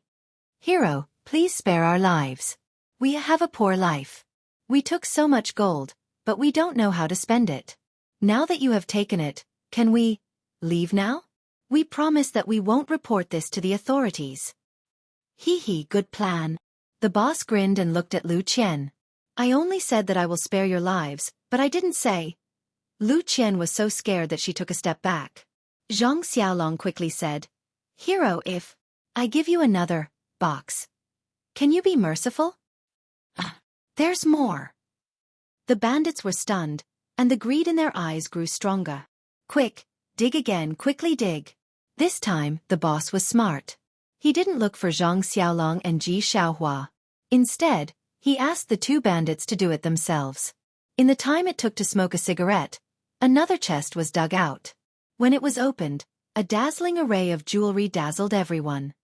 "Dig again." The boss waved his hand decisively. In the time it took to finish a meal, the remaining 3 chests were also dug out. "Take it." The boss didn't have time to be surprised and immediately ordered. But the bandits didn't move. "Nonsense. 3 boxes full of gold and 2 boxes full of jewels. Each box must be at least 2,000 pounds. 5 boxes would be 10,000 pounds. Not to mention whether the sacks could hold it, these bandits each had to take about 500 pounds of gold and jewels. How could they take it? In the past, they were afraid that there was too little gold and jewels. But now, they complained that there was too much gold and jewels. But if they only took 50 pounds, do you think they would be willing? The crazy bandits clenched their teeth. Looking at so much gold and jewels, They couldn't bear to part with them. At this time the youngest came over and said, "Boss, it seems that we were wrong." "You were right. This Misty School's wealth is probably all here." "You think? Damn it, why didn't I bring a carriage?" The boss was extremely regretful. Then he rolled his eyes and gritted his teeth. "How about this, let's bury these boxes first." Why? The bandits didn't want to. How could they bear to bury them? "Idiot, we can't take them away. Why don't we bury them?" The boss said angrily. "Quick! You three quickly bury the boxes." The boss pointed and waved the weapon in his hand. He said fiercely, "The rest of you, take your weapons and chase these 5 people to the central room." Dozens of bandits divided the work and chased Zhang Kai and the other 4 to the central room. "Are you done?" the boss asked. "Yes." "Good, then prepare to set fire." The boss grinned. "Set fire?" The youngest asked curiously. "Boss, you don't want that girl anymore." "Nonsense, with so much gold and silver, where can't you find a beautiful girl? Besides, the Misty School has all the gold, silver, and jewelry. Jianghu must be someone in the Misty School. Although the Misty School is gone now, there's no guarantee that someone will come looking for her in the future. Why would I keep her around? Then let's just kill them all." "Nonsense, aren't I killing them now? Can you kill them with a knife?" Boss grumpily said, "Let's set the Zhang family on fire first. First we can burn them to death. Second, we can cover up the traces of our digging. After 2 days, when no one is paying attention to this place, we'll drive a carriage over and dig up the boxes underground." Brilliant! Everyone gave him a thumbs up. In the central room, everyone was burning with anxiety. Looking at the gradually brightening windowsill, they hoped that Zhang Xiaohua would wake up quickly. But they were also afraid that Zhang Xiaohua would be no match for the bandits when she woke up and would die for nothing. Hearing the vicious plan of the bandits of Xizue Mountain, everyone's heart sank. The house must be burned, and Zhang Xiaohua and Zhang Byron's lives would not be spared. With a bang, the bandits threw the torches in their hands on the pile of wheat straw next to the house.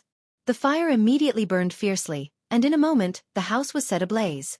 At this time, the sky was bright, and the sun shone into the house like fire.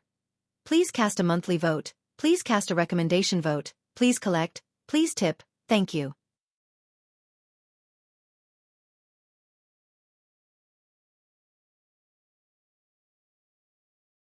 Chapter 1067.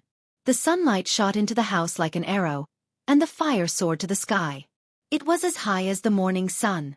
Zhang Xiaohua suddenly opened his eyes. There was no emotion in his eyes. Then his eyelids moved, and a ray of golden light flashed from his eyes. Where am I? Zhang Xiaohua frowned slightly. Before he could figure out where he was, he felt a throbbing in his heart. Second brother? Zhang Xiaohua was shocked, but he used his divine sense to scan outside. He immediately became angry.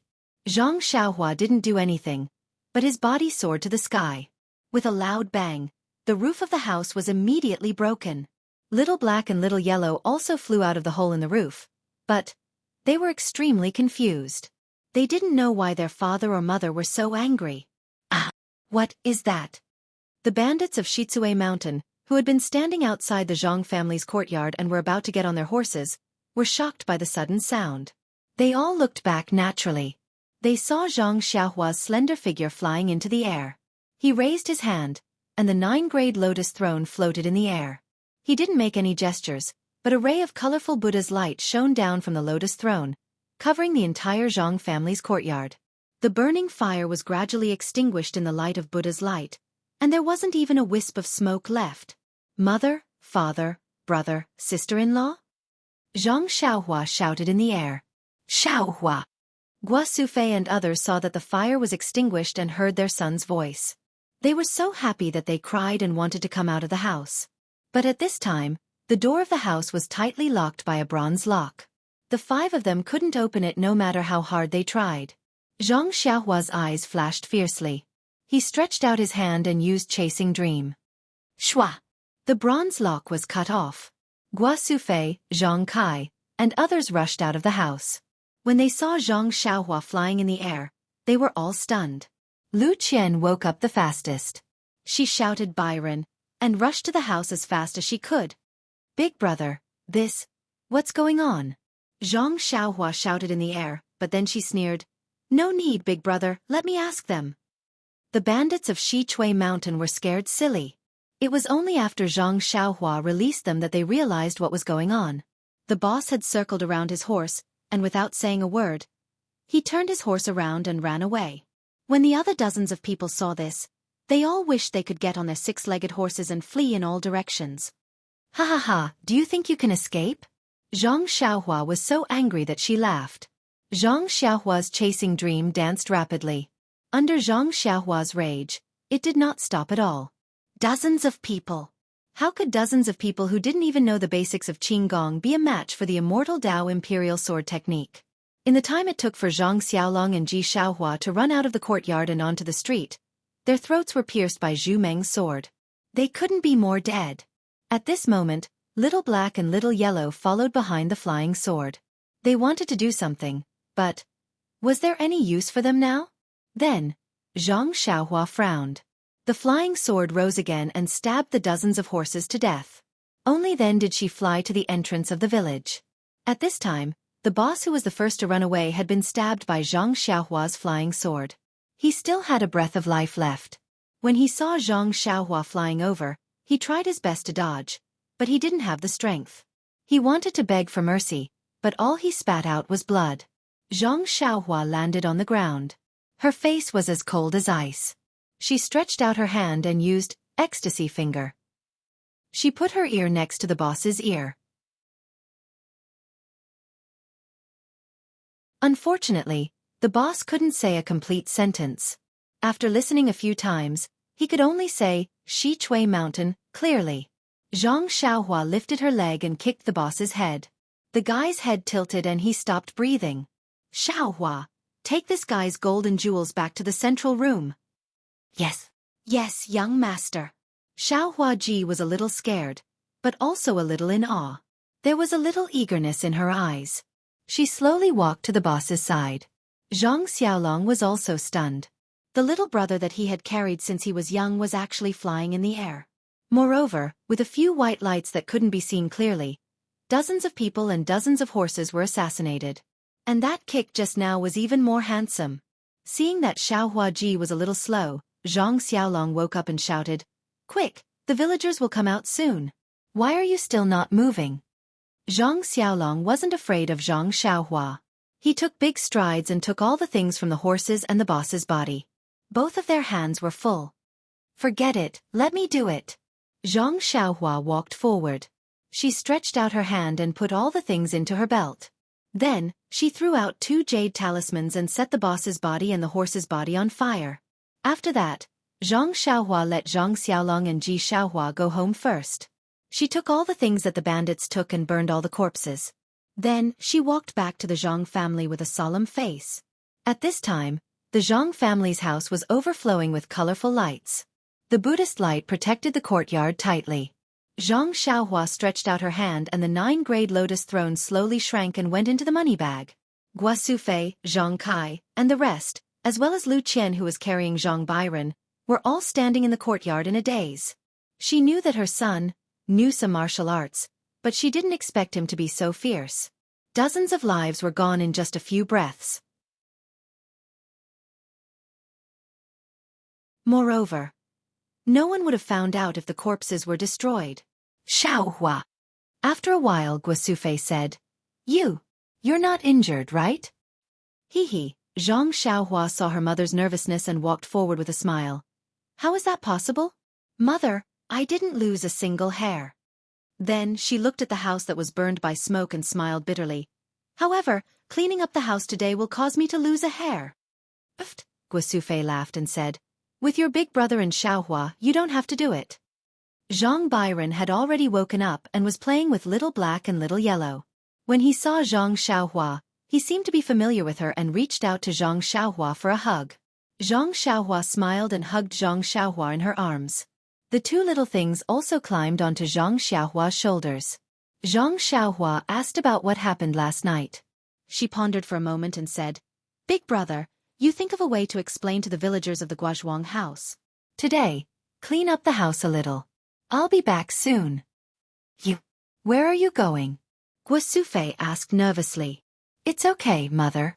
Since the bandits of Shitsue Mountain know about the Guozhuang house, maybe they will come again in the future. I'll send them away now. But Shitsue Mountain is very far away. Guosufei was reluctant to let her son take the risk and said anxiously. It'll be soon, mother. You can cook. I'll be back at noon. Xianxia smiled and handed Byron to Lu Qian. Then, he took out several jade talismans and placed them around the Zhang family's courtyard. Then he took out several more jade talismans and handed them to Zhang Xiaolong, saying, If bandits come again, you only need to crush these jade talismans, they won't be able to enter the courtyard, and I'll know. Okay. After seeing the power of Zhang Xiaohua's jade talismans, Zhang Xiaolong was very confident and said, Are there any more that can set fire? Give me a few. Hee, there are a lot. Here they are. Zhang Xiaohua smiled and handed all the fire talismans in the purse to Zhang Xiaolong. Hey, is this a jade ingot or a jade piece? It looks like a small golden ingot. It looks better than a golden ingot. Lu Qian asked curiously. Hee, it's the same. Zhang Xiaohua admired her sister-in-law's beauty. At the same time, she wiped the sweat on her head. When Zhang Xiaolong took the fire talismans, Zhang Xiaohua seemed to think of something. She stretched out her hand and asked for a few more. She said, Mother, you can cook first. I'll be back soon. Oh, okay. Xiaohua, be careful. Zhang Kai knew that if Shitsue Mountain was not eliminated, he would not be able to live in peace. He did not stop her. The two little things were taken down from Zhang Xiaohua's shoulders. She secretly said in her heart, Is father good to you? Little Black nodded, but Little Yellow ignored him. Zhang Xiaohua said in her heart, Is mother good to you? This time it was Little Black's turn to nod. Well, since you know that I'm good to you, then if I have a problem, will you help me? The two little things nodded. Zhang Xiaohua looked at Zhang Kai and Guosufei. She said in her heart, This is my father and mother. If they have a problem, I will help. But now I have to go out. You stay here and help them. Listen to them. Do you understand? How to help? It seemed to be Little Yellow asking. Zhang Xiaohua thought for a moment and said in her heart, Use your claws to scratch them. Just drive away the people they don't like. Zhang Byron curiously looked at Zhang Xiaohua and the two little things. When Zhang Xiaohua put the two little things in Zhang Byron's hands, he withdrew his gaze. Looking at the two little things playing with Zhang Byron, Zhang Xiaohua nodded slightly. With the two of them at home, Zhang Xiaohua could be a little relieved. Then, Zhang Xiaohua made a gesture to hide her figure. She flew into the air and went straight to Shitsue Mountain. In the small courtyard of the Zhang family, everyone looked at the empty space in front of them blankly. Lu Qian said, Xiaohua, is he gone? Let's go. Mother. Uncle. Is there. Byron smiled and showed a few teeth. He stretched out his hand and pointed at Zhang Xiaohua, who had flown hundreds of feet away. Shitsue Mountain used to be very far away from Zhang Xiaohua. It was so far that she had to ride a horse and follow Zhang Xiaohu. At this moment, seeing the same mountain village under her feet, Zhang Xiaohua did not think too much. She just looked gloomy and stared at the many men below.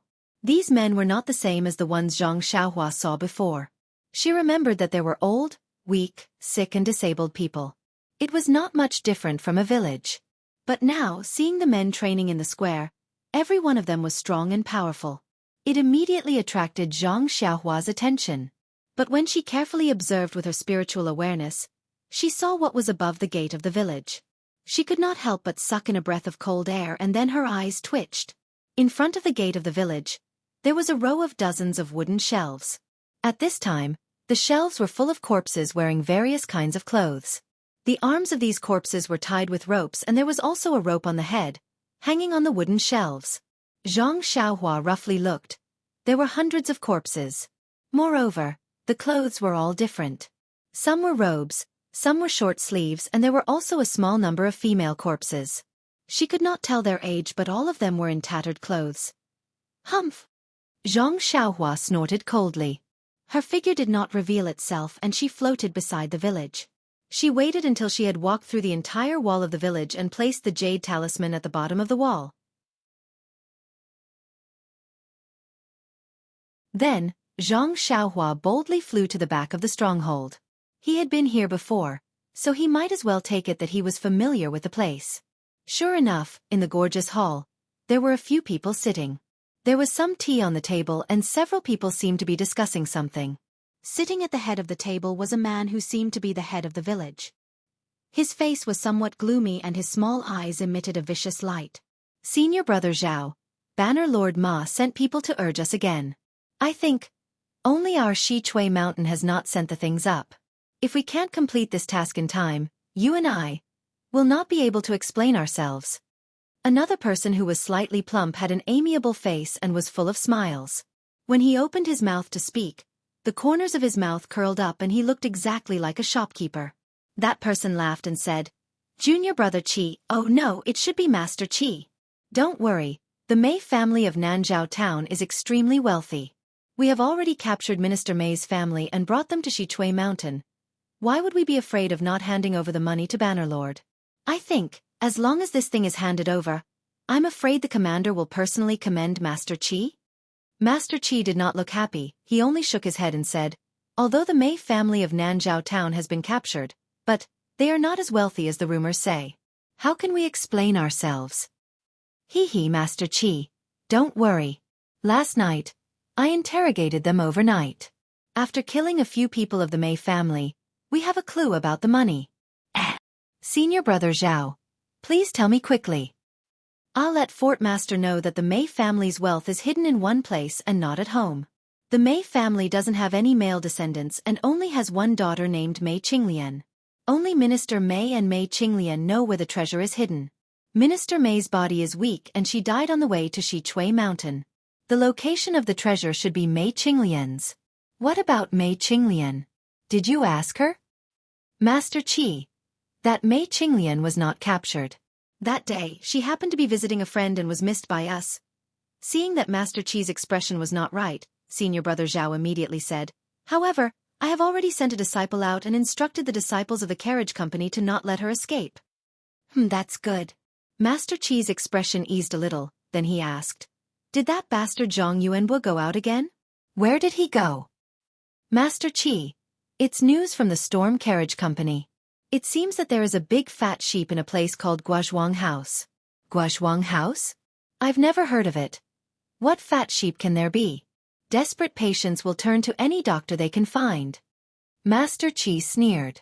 Hearing this, Zhang Xiaohua already understood that this was the person he was looking for. Hence, he appeared in the hall. First, he stunned everyone. Then, his figure flashed and pointed at a few people. One by one, he used the bewitching finger to question them. After she finished asking, Zhang Xiaohua's eyes revealed a thoughtful expression. So, this Xichui Mountain is no longer the original grassy Xichui Mountain. It was actually taken over by some bannermaster and is just a cover. However, this bannermaster is really hateful. Originally, although Xichui Mountain robbed, they were afraid of the government and did not dare to be too arrogant. They, on the other hand, captured hundreds of people in front of the door, extorted money from them, and then killed them to silence them. And that Storm Carriage Company and Storm Carriage Company also have their informants. No wonder I could get into trouble just by sending a letter. If I did not come back in time, mother, father, big brother and sister-in-law would have been killed.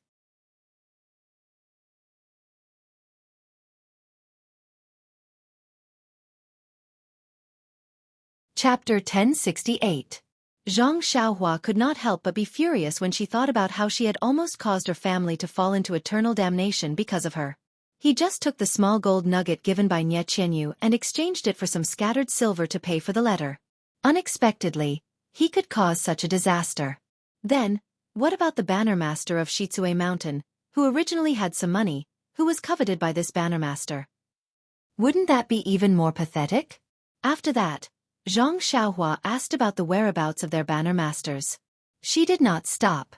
Just like the previous time, she threw everything in the secret room of the mountain stronghold into her belt. Then, she rose into the air and activated the restrictive spell that she had just set up. Not a single bandit in Shichui Mountain could escape. Then, she threw down the jade talismans in her hand. Immediately, a hell of fire in the human world was born. Under Xianxia's control, the fire became even more intense and burned everything. The bandits who were initially calm all fled when they saw that things were not going well. The mountain stronghold had long been surrounded by Xianxia's restrictive spell. No one could take a step forward. Instantly, the entire mountain stronghold was in a mess. Heart-wrenching screams, regretful cries before death, and pleas for mercy were all transmitted into Zhang Xiaohua's mind in waves. After a few times, Zhang Xiaohua stretched out her hand and wanted to remove the restrictive spell of the mountain stronghold. However, when she saw the hundreds of unarmed and defenseless corpses on the wooden frame in front of the mountain stronghold, Zhang Xiaohua's hand stopped again. Killing people was not the best method. However, if killing people could save more people, so what if she fell into hell after death? Suddenly, Zhang Xiaohua understood. She sat cross-legged in the air again. The traces of the heavenly way that had not been activated for a long time in her mind slowly activated. The way of life and death, the hand of karma, both of them influenced each other and moved at the same time. The screams gradually faded away. There seemed to be some Sanskrit chanting and some chanting of sutras. Zhang Xiaohua's figure gradually disappeared, slowly blending into the world. After an unknown period of time, Zhang Xiaohua's figure flashed again. The Zhang Xiaohua who opened her eyes didn't look any different from before, but the starry sky of the heavenly Tao in her body was a little clearer. Her cultivation of the heavenly Tao had improved again. Zhang Xiaohua sighed as she looked at the almost non-existent village that had been reduced to ashes. If I had known this would happen, why did I do it in the first place? But at the same time, Zhang Xiaohua seemed to recall what she had said in her dream. If I had known this would happen, I would have done it in the first place. Cause and effect and cause, how similar they are. Zhang Xiaohua shook her head slightly and put away the jade talismans around the village. She then turned around and flew back to the Guozhuang house. But when she arrived at the Guozhuang house, Zhang Xiaohua was stunned. Although the house in the Zhang family's courtyard had been repaired, the courtyard was miserable and deserted. Guo Sufei and Zhang Kai were sitting in the courtyard. Xiaohua and Zhang Xiaohua were repairing the broken roof of the house. Lu Qian was guarding beside Bai Ren, looking at the door from time to time. Only Bai Ren was holding a small wooden stick, but at this time, she was looking for earthworms. Why is this? Zhang Xiaohua thought and landed. Little uncle? Bai Ren called out very clearly this time and raised his head to look at Zhang Xiaohua. Xiaohua. Zhang Kai and Guo Sufei were startled awake. Zhang Xiaolong and Xiaohua also called out.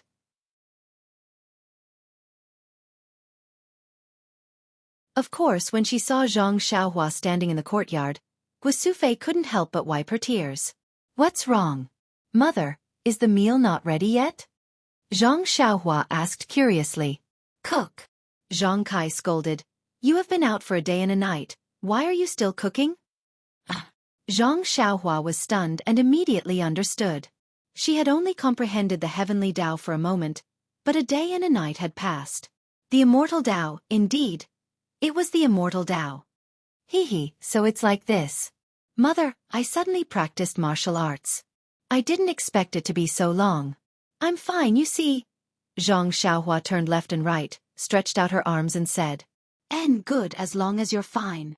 Guo Sufei smiled and said, Mother will cook for you. No need. Mother, I basically don't eat anything now. Zhang Xiaohua waved her hand and said, By the way, I forgot. I have excellent tea here. Father, Mother, try it. By the way, Mr. Liu, can you come and try it too? Zhang Kai said, My in-law came yesterday and waited for you for a day. He comforted us and said that you must be fine. He should be here soon. Zhang Xiaohua nodded and said, Mother, I still have to go out for a while. Oh, I promise, I will be back before noon this time.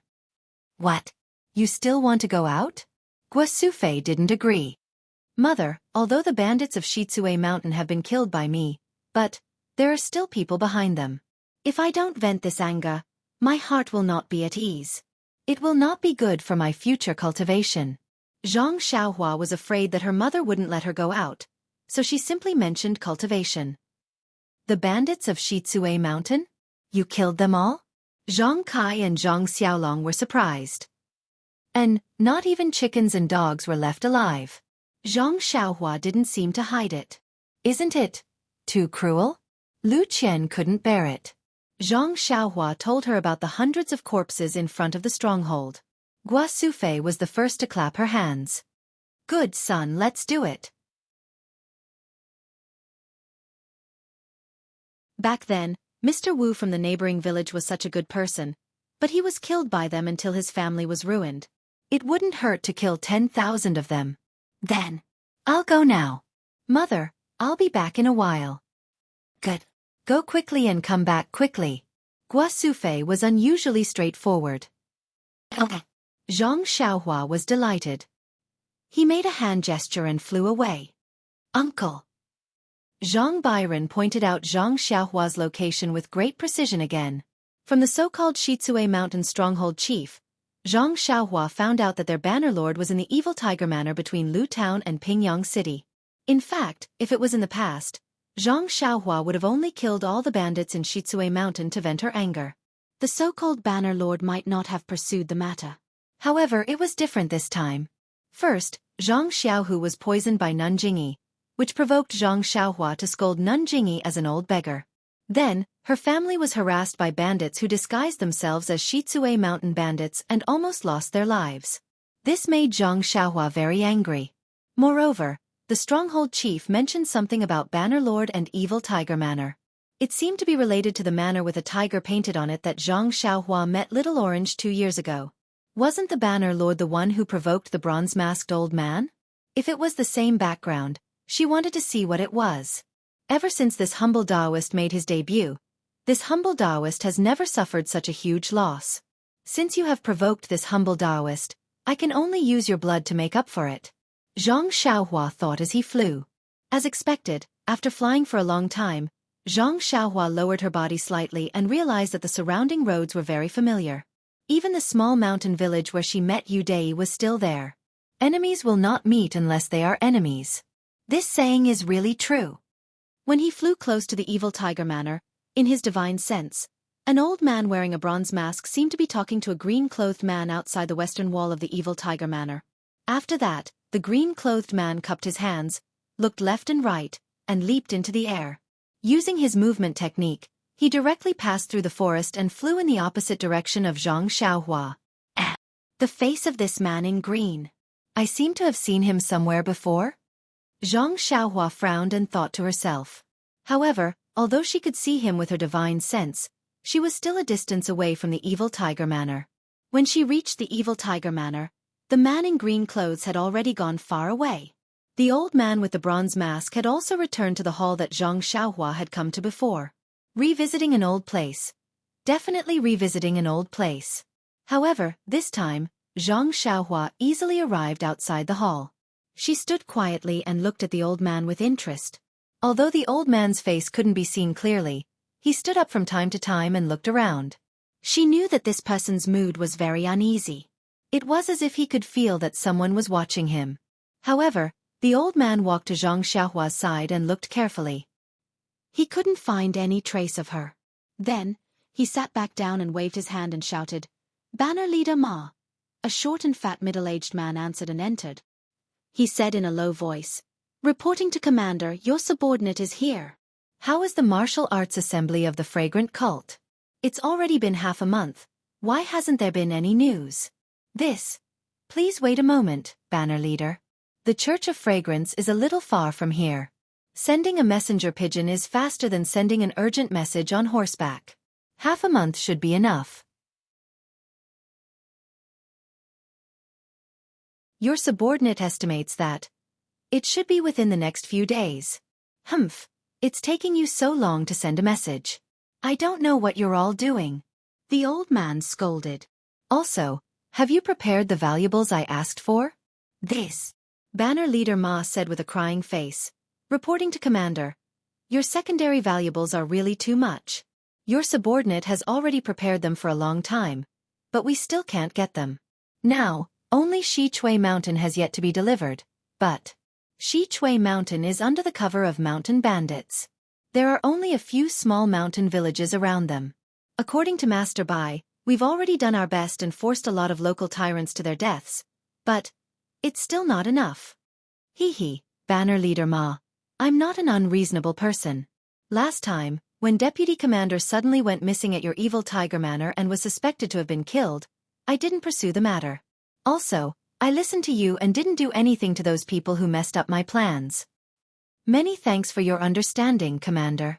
Your subordinate is indeed responsible for what happened to Deputy Commander, but it was definitely done by a lot of government officials. Commander is as wise as the sea and knows that you still need this evil Tiger Manor, which is why you didn't do anything. It has nothing to do with me. I know. That's your good intentions.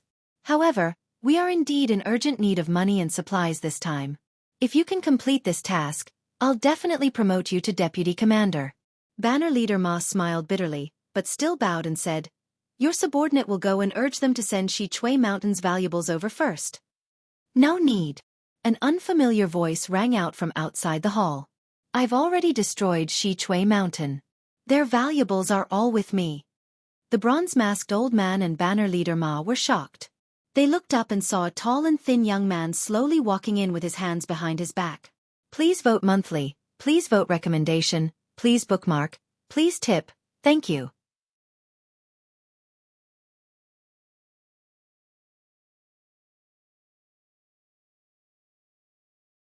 Chapter 1069. You. Who are you? Banner Master Ma was shocked. He pulled out his sword and berated. Me? You don't need to know my name. You only need to know that I'm here to take your lives. Zhang Xiaohua sneered. Hee hee, this Xiaoxia is able to easily enter my hall. His martial arts must be very high. Did you hear what I said just now? The bronze-masked commander said with a smile. Yes. Zhang Xiaohua didn't hide anything. I was wondering why I was so distracted. I felt like someone was spying on me, but I couldn't find who it was. Xiaoxia's lightness kung fu is top-notch in Jianghu. The commander still had a smile on his face. He didn't care. Ha ha ha. Zhang Xiaohua also laughed.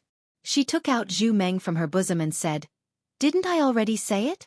I'm here to take your lives. Could it be that old man's ears aren't working well? Strange, I have no enmity with you. Why are you shouting kill as soon as you come? She couldn't see the old man's expression under the bronze mask. She only saw the old man take 2 steps back and put his hand on his waist. Noisy. Didn't I say that I came from Shi Chui Mountain? Zhang Xiaohua sneered and stabbed with her sword. When Banner Master Ma saw this, he couldn't help but sneer. Zhang Xiaohua's body was full of openings. He could easily break this sword move. Banner Master Ma's right hand trembled. He didn't forget to wave his sword as he faced the enemy. Then, his sword flicked against Zhang Xiaohua's small sword. It seemed that Zhang Xiaohua's sword move was sloppy and ordinary. She was able to flick Zhu Meng to the side with one strike. The bronze-masked old man saw this from behind Banner Master Ma. He was a bit puzzled, but he was also relieved. He put his hand down from his waist. Immediately after, Banner Leader Ma took a step forward and swung his sword downwards, stabbing towards Zhang Xiaohua's shoulder. At this moment, Chasing Dream, who had landed beside Banner Leader Ma, suddenly stopped falling and suddenly rose up. Like a venomous snake that had been awakened, it spat out its tongue and flew towards the bronze-masked old man. The old man was shocked. Zhu Meng was already in front of him. He raised his left hand to grab Zhu Meng, but, just as he thought that he had already grabbed hold of Zhu Meng, his vision blurred. Zhu Meng split into 2, dodging his left hand, and was already incomparably fast. Ah! The command master nearly cried out. His feet exerted force, and his body rapidly retreated. At the same time, his right hand reached out. However, just as his right hand blocked in front of him, before he could make another move, the 2 sword lights separated again and transformed into 4 sword lights. In the blink of an eye, the bronze-masked command master's chest was pierced with 4 tiny holes. Just as the command master cried out in shock, Banner Leader Ma was also alarmed. The sword in his hand didn't stop and was already nearing Zhang Xiaohua's shoulder. He tilted his head slightly, wanting to see what the command master was shocked about. At the same time, Zhang Xiaohua's body moved and disappeared from under his sword. Immediately after, She appeared in front of the command master and stretched out her hand to stop the bleeding around the command master's wound. Ah?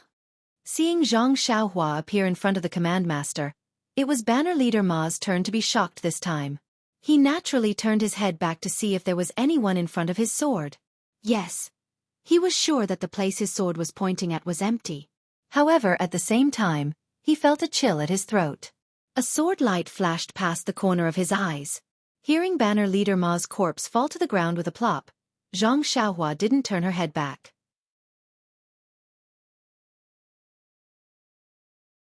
She hurriedly stretched out her finger again and used the bewitching finger to ask about the command master.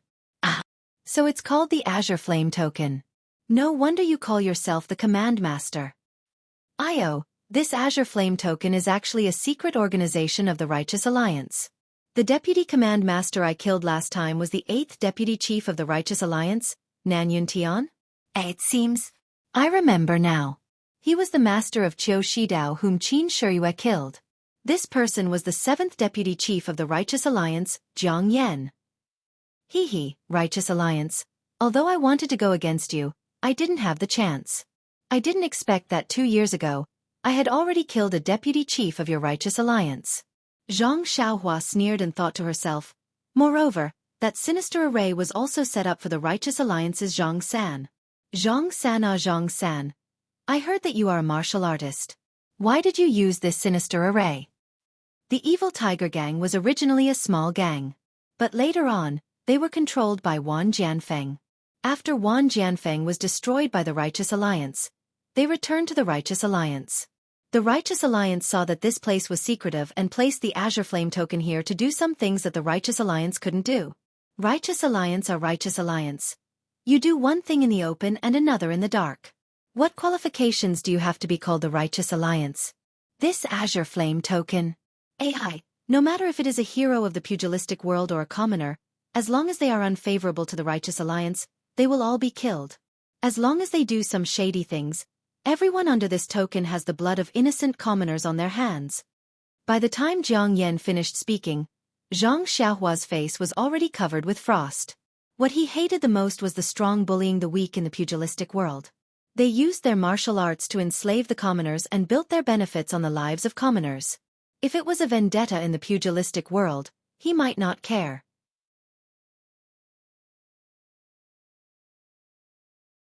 But this Azure Flame Token. After Jiang Yan breathed his last, Zhang Xiaohua showed no mercy. She concealed herself and killed all the people of the Evil Tiger clan. Then she entered the underground hall. At this time, there was a huge amount of gold, silver and jewels placed in the hall. Presumably, they were all for the Righteous Alliance.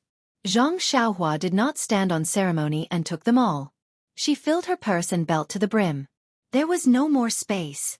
After setting the Evil Tiger Manor on fire, Zhang Xiaohua made a hand seal and flew up into the air. Just as she was about to fly back to the Guozhuang house, she suddenly thought, according to Jiang Yan, the Azure Flame Token received the order from the Ethereal Mountain Villa. At this time, the Ethereal Mountain Villa is under the control of the 6th Alliance leader called Ban Fugue. This order was passed down by him. Moreover, the Righteous Alliance still has 4 consecrators guarding the Ethereal Mountain Villa. Since they are to be killed, the people who gave the order must also be killed. If it wasn't for them, would the Shichui Mountain Villa have harmed the innocent? If I only kill the people who acted and ignore the people who gave the order, wouldn't I be a person who started off strong but ended weak? I don't know if second brother and the others have arrived. It's a good opportunity to lend him a hand. Zhang Xiaohua changed her direction and headed towards Pingyang City. In less than 4 hours, the Ethereal Mountain Villa had already appeared in her divine sense. At this time, the Ethereal Mountain Villa was already filled with killing shouts and sabers flashing and swords flashing. Sweat. Zhang Xiaohua was greatly embarrassed. Previously when she met Zhang Xiaohu, she still said that she would help him. It seemed that the trip back home had wasted a lot of time. If not for the news that the Azure Flame Token was a subordinate of the Righteous Alliance from the Evil Tiger clan, wouldn't she have already returned to the Guozhuang house? Fortunately, Zhang Xiaohua had given Zhang Xiaohu a jade talisman and it was very easy to find the location of Zhang Xiaohu, Chang'e, and Chen Chen. The 3 of them were at a corner of the Ethereal Mountain Villa, and were protected by the disciples of the Misty School. Although the disciples of the Righteous Alliance were ferocious, their lives were not in danger. After taking a closer look, Xianxia couldn't help but frown. The disciples of the Misty School were clearly divided into two groups. One group was led by Jianghu and had just attacked the foot of the ethereal mountain. They were entangled with some disciples of the Righteous Alliance. These disciples of the Misty School were also what Zhang Xiaohua had seen at Shixin Peak. The other group was the disciples of the Fragrance Cult. At this time, they were also wearing the Misty School's uniform and were led by Ming Qing. Their martial arts were obviously better than the disciples of the Misty School, and they had already attacked halfway up the ethereal mountain. In the square of the ethereal mountain villa, Aunt Qin was still leading some female disciples of the Mingzue Hall to clean up the remaining disciples of the Righteous Alliance near the meeting hall. At the top of the ethereal mountain villa, there were still countless disciples of the Righteous Alliance waiting in formation. Looking at the short and fat old man at the top of the mountain and the four weirdly dressed old men beside him, Zhang Xiaohua frowned slightly. He didn't quite understand what Nun Jingyi meant. Based on what Nun Jingyi knew, she shouldn't know the strength of Li Jian and the others and only treated them as useless people. Then, with Ming Qing and Gao Kunheng, the two inner disciples, they could each deal with one, but there were still three consecrators. Even if Aunt Qin dealt with one more, Ding Chao, Du Feng, and the others dealt with one more, Zhang Xiaohu and Chang'e wouldn't be able to deal with the remaining consecrator. Moreover, the blue flame token was not too far away from the Taowu Mountain Villa. If Ban Fugue, who was guarding the ethereal mountain villa, saw that the situation wasn't good, he only needed to send people to the Evil Tiger Villa to find people. The disciples of the Misty School would not be able to resist.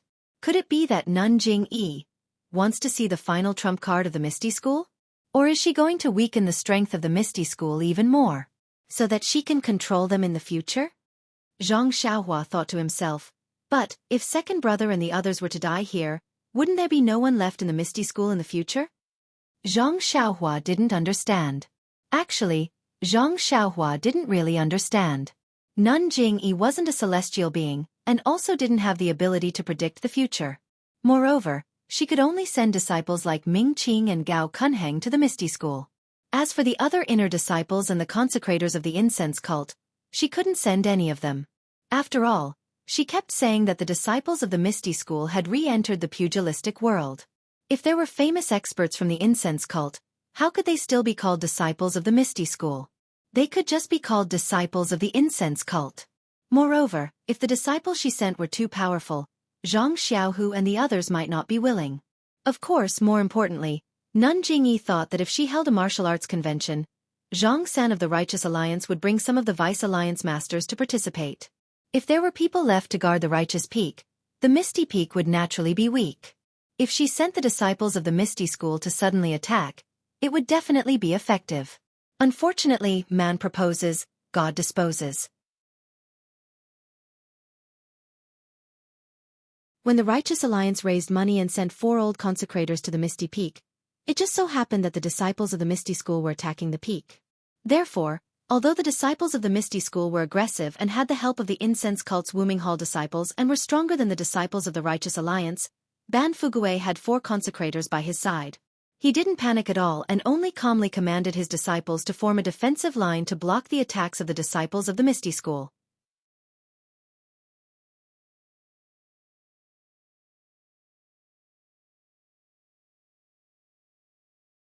Chapter 1070. By the time Zhang Xiaohua flew to Ethereal Peak, the situation was already very unfavorable for the Righteous Alliance. The area below Ethereal Peak was already occupied by the Misty School. Numerous female disciples of Mingzue Hall were treating the injured Misty School disciples one by one. Whereas Ming Qing, Gao Kunheng, Zhang Xiaohu, Du Feng and Ding Chao led their respective Misty School disciples to attack more than half of Ethereal Peak. However, at this time on Ethereal Peak, the remaining members of the Righteous Alliance were all elites. Fighting with their backs to the wall and staking everything on one throw, it ignited the fighting spirit of the Righteous Alliance disciples. In a moment, the two factions stuck together again. Seeing that the time was right, Ban Fugue looked at the 4 old consecrators and exchanged glances. The 5 of them drew their long swords. Ban Fugue shouted, "I was wondering who it was. So it's the remaining members of the Misty School. Where is Hu Yuni?" I'll have a real fight with him. No one answered. Zhang Xiaohu asked in a clear voice. Who are you? Grandmaster who isn't here. Hu Yuni isn't here? Ban Fugui was stunned and laughed. Since Hu Yuni isn't here, who are you? Why do you call yourself a disciple of the Misty School? How dare you ask for the name of the Righteous Alliance? I'm the leader of the Misty School, Zhang Xiaohu. My master is Wen Hai, a disciple of the leader of the Misty School. Zhang Xiaohu? Wen Hai? Ban Fugui was stunned and asked curiously, wasn't Wen Hai captured by the fragrant cult? You aren't with Hu Yuni. Where did you come from? Ha ha ha, Zhang Xiaohu laughed. We came from the fragrant cult and are preparing to rebuild the Misty School. Ah? How did you escape? Ban Fugui was stunned. He had always thought that these people were the disciples of the Misty School led by Hu Yuni. Moreover, because of a certain plan of the Righteous Alliance, he was still astonished. When he heard this, he couldn't help but be dumbstruck. However, Ban Fugui was the Righteous Alliance's deputy alliance leader after all. He immediately calmed down and came to a realization. He laughed heartily and said, so that's how it is. Nun Jingyi has a good idea. She actually wants to meddle with the Misty School. You're just a third-generation student of the Misty School. How can you be in charge of the Misty School? Come, I am the Righteous Alliance's class Fugui, the 6th Vice Alliance leader. Let me teach you how to use the sword. As he spoke, Ban Fugui displayed his qinggong and swept past many disciples who were fighting, heading straight for Zhang Xiaohu. How could Ming Qing let him get close? With a wave of his sword, he killed the Righteous Alliance's disciple in front of him. He stood up and shouted, you're just the Vice Alliance leader of the Righteous Alliance. What right do you have to challenge my Misty School's gang leader? I am Ming Qing, the deputy leader of the Misty School. I am here to challenge you. Ming Qing? Ban Fugui was stunned. I've never heard of the Misty School having a disciple named Ming Qing. Who are you under in the Misty School? Ming Qing didn't hide it and smiled. I admire gang leader O's bravery. I only recently joined the Misty School and received the heavy responsibility of gang leader Zhang. I dare not slack off. Ha ha ha. Ban Fugui laughed. How could he not know? He waved his sword and said, I'd like to see the martial arts of the incense cult. Ming Qing didn't reply and the two of them started fighting. Then just as Zhang Xiaohua thought, one of the old masters was caught by Gao Kunheng, another by Ding Chao and Du Feng, another by Aunt Qin, and the last by the Misty School. There was no one else left in the Misty School. Only Zhang Xiaohu, Chang'e, and Chen Chen could catch the last old master together. Seeing the leaders of the two factions exchange blows, the other disciples also knew that they had merely become foils. If their own faction's leader was victorious, they only needed to charge forward and kill the remaining disciples. If their faction's leader was defeated, they could either surrender or stubbornly resist until the end. However, these two possibilities could only be discussed after the outcome of this crucial battle had been decided. Thus, they gradually opened up a gap and slowly moved to the side with their weapons in hand. While they were on guard, they also focused their attention on the battle between the leaders of the two factions. After the time it took to eat a meal, the gap between them gradually became apparent. Ming Qing was a more outstanding disciple in the Ruijin Palace, but compared to Ban Fugui, he was still inferior. It was the same for Gao Kunheng. His swordsmanship was slightly better than the old master's, but his internal strength was much worse. He had already fallen into a disadvantageous position. Of course, Ming Qing and Gao Kunheng originally planned to join forces to deal with the deputy chief of the Righteous Alliance. This was just an accident. Since Ming Qing and Gao Kunheng were like this, Aunt Qin was certainly not much better. She helped Yang Rupiang take care of the affairs of the Misty Hall on the Shirxin Peak and spent less time practicing martial arts than in the Misty Peak. Her martial arts did not improve but regressed.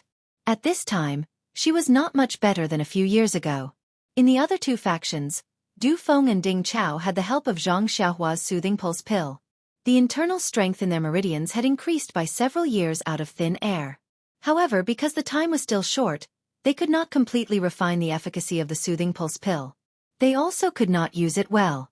In addition, their swordsmanship was not very exquisite. Therefore, at this time, They could only barely not fall into a disadvantageous position. Looking at Zhang Xiaohu, Chang'e, and Chen Chen, they were even worse than Du Feng and Ding Chao. Although Chang'e and Chen Chen had the same opportunities as Du Feng and Ding Chao, they were women after all and were congenitally deficient. Although they had Zhang Xiaohu's help, they had already fallen into a disadvantageous position. As for Zhang Xiaohu, his martial arts should be the weakest among these people. The internal strength obtained from the soothing pulse pill had been destroyed and was slowly recovering. The yin-yang energy mass in his meridians was also gradually increasing. Although he had endless potential, he was only at the beginning. In the fight with this old consecrator, he did not use much strength and all the killing moves were blocked by Chang'e and Chen Chen. If this situation continued to develop, there were no accidents, these people would be killed by the Righteous Alliance. The Misty School's operation to take back the Misty Peak could only end in failure. Seeing Zhang Xiaohu retreat slightly and reach out to take something out of his chest, Zhang Xiaohua knew that it was time for her to make a move. Ding! In the air above the Misty Peak, a voice like spring thunder sounded. Who are you? Is there anyone called Ban Fugue? Everyone was shocked and looked up. Just above their heads, they saw a young man dressed in a simple robe and not very tall standing with his hands behind his back. The people fighting in the field saw clearly, and all of them took a few steps back to distance themselves from their opponents. Their eyes flashed with envy. Only Ban Fugue did not know whether it was good or bad. He hesitated and did not know whether to answer. Before Ban Fugue hesitated, Ming Qing immediately bowed and said, "Master, I'm..." Then, he looked at Zhang Xiaohu and hesitated for a moment before saying, "I'm a disciple of the Misty School. I'm here to help rebuild the Misty School under the orders of the Misty School's leader, Nun Jing-yi. Please, Master, give me a name." Misty School. Misty School? Zhang Xiaohua, who was disguised as Panen, frowned and said, "You don't need to know who I am. I'm only looking for Ban Fugue from the Alliance of Righteous Sects. Whether it's the Misty School, or the Alliance of Righteous Sects, I don't care at all." Zhang Xiaohu looked from the side and held Zhang Xiaohua's communication jade talisman in his hand. He secretly wondered if he should crush it. After hearing Zhang Xiaohua's words and seeing the look in Ming Qing's eyes, Ban Fugue knew that he had no choice but to stand up. Hence, he took a step forward and bowed. "I'm Ban Fugue. May I know why Master Immortal is looking for me?" Zhang Xiaohua stood in the air and looked at Ban Fugue coldly. Her look made Ban Fugue's hair stand on end. "Ban Fugue, I want to ask you, is the Azure Flame token yours?" Azure Flame token? Ban Fugue was stunned. He knew that this was bad. However, he could only brace himself and say, "The Azure Flame token is my Alliance of Righteous Sects, subordinate. Indeed. It's under my command." "Haha, that's good. I have always been reasonable. Your Azure Flame token offended I and has already been destroyed by I. You hand over your life too." As Zhang Xiaohua finished speaking, a sword light flashed in front of them and went straight for Ban Fugue's throat. When Ban Fugue heard this, he panicked.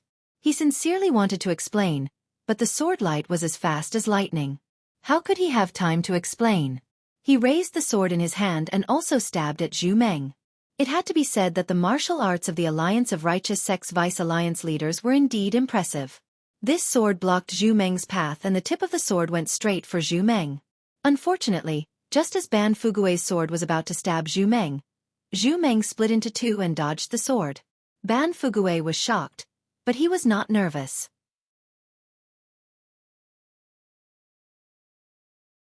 He held his sword horizontally and wanted to block it.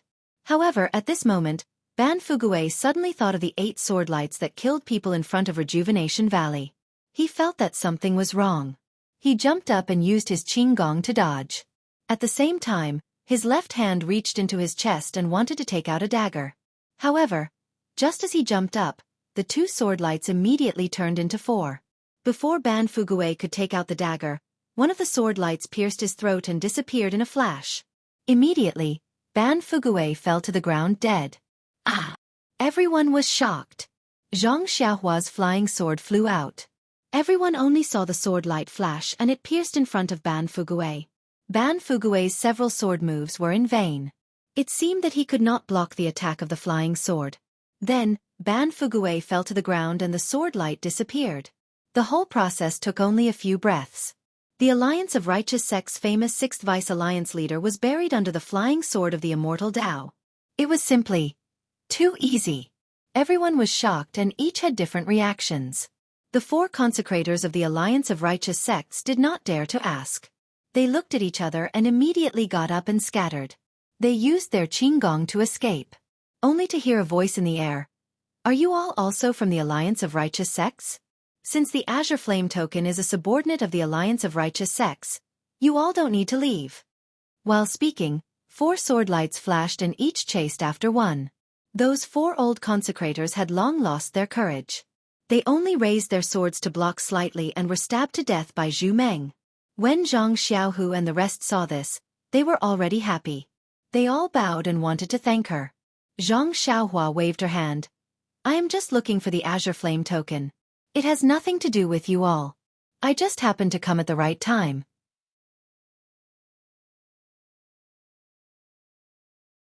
No need to thank me, no need to thank me. Then she flicked her sleeves and flew into the distance. Not long after, she disappeared. Looking at Zhang Xiaohua's departing figure, not only did Zhang Xiaohu ponder. Even Changgu and Chen Chen seemed to have some understanding.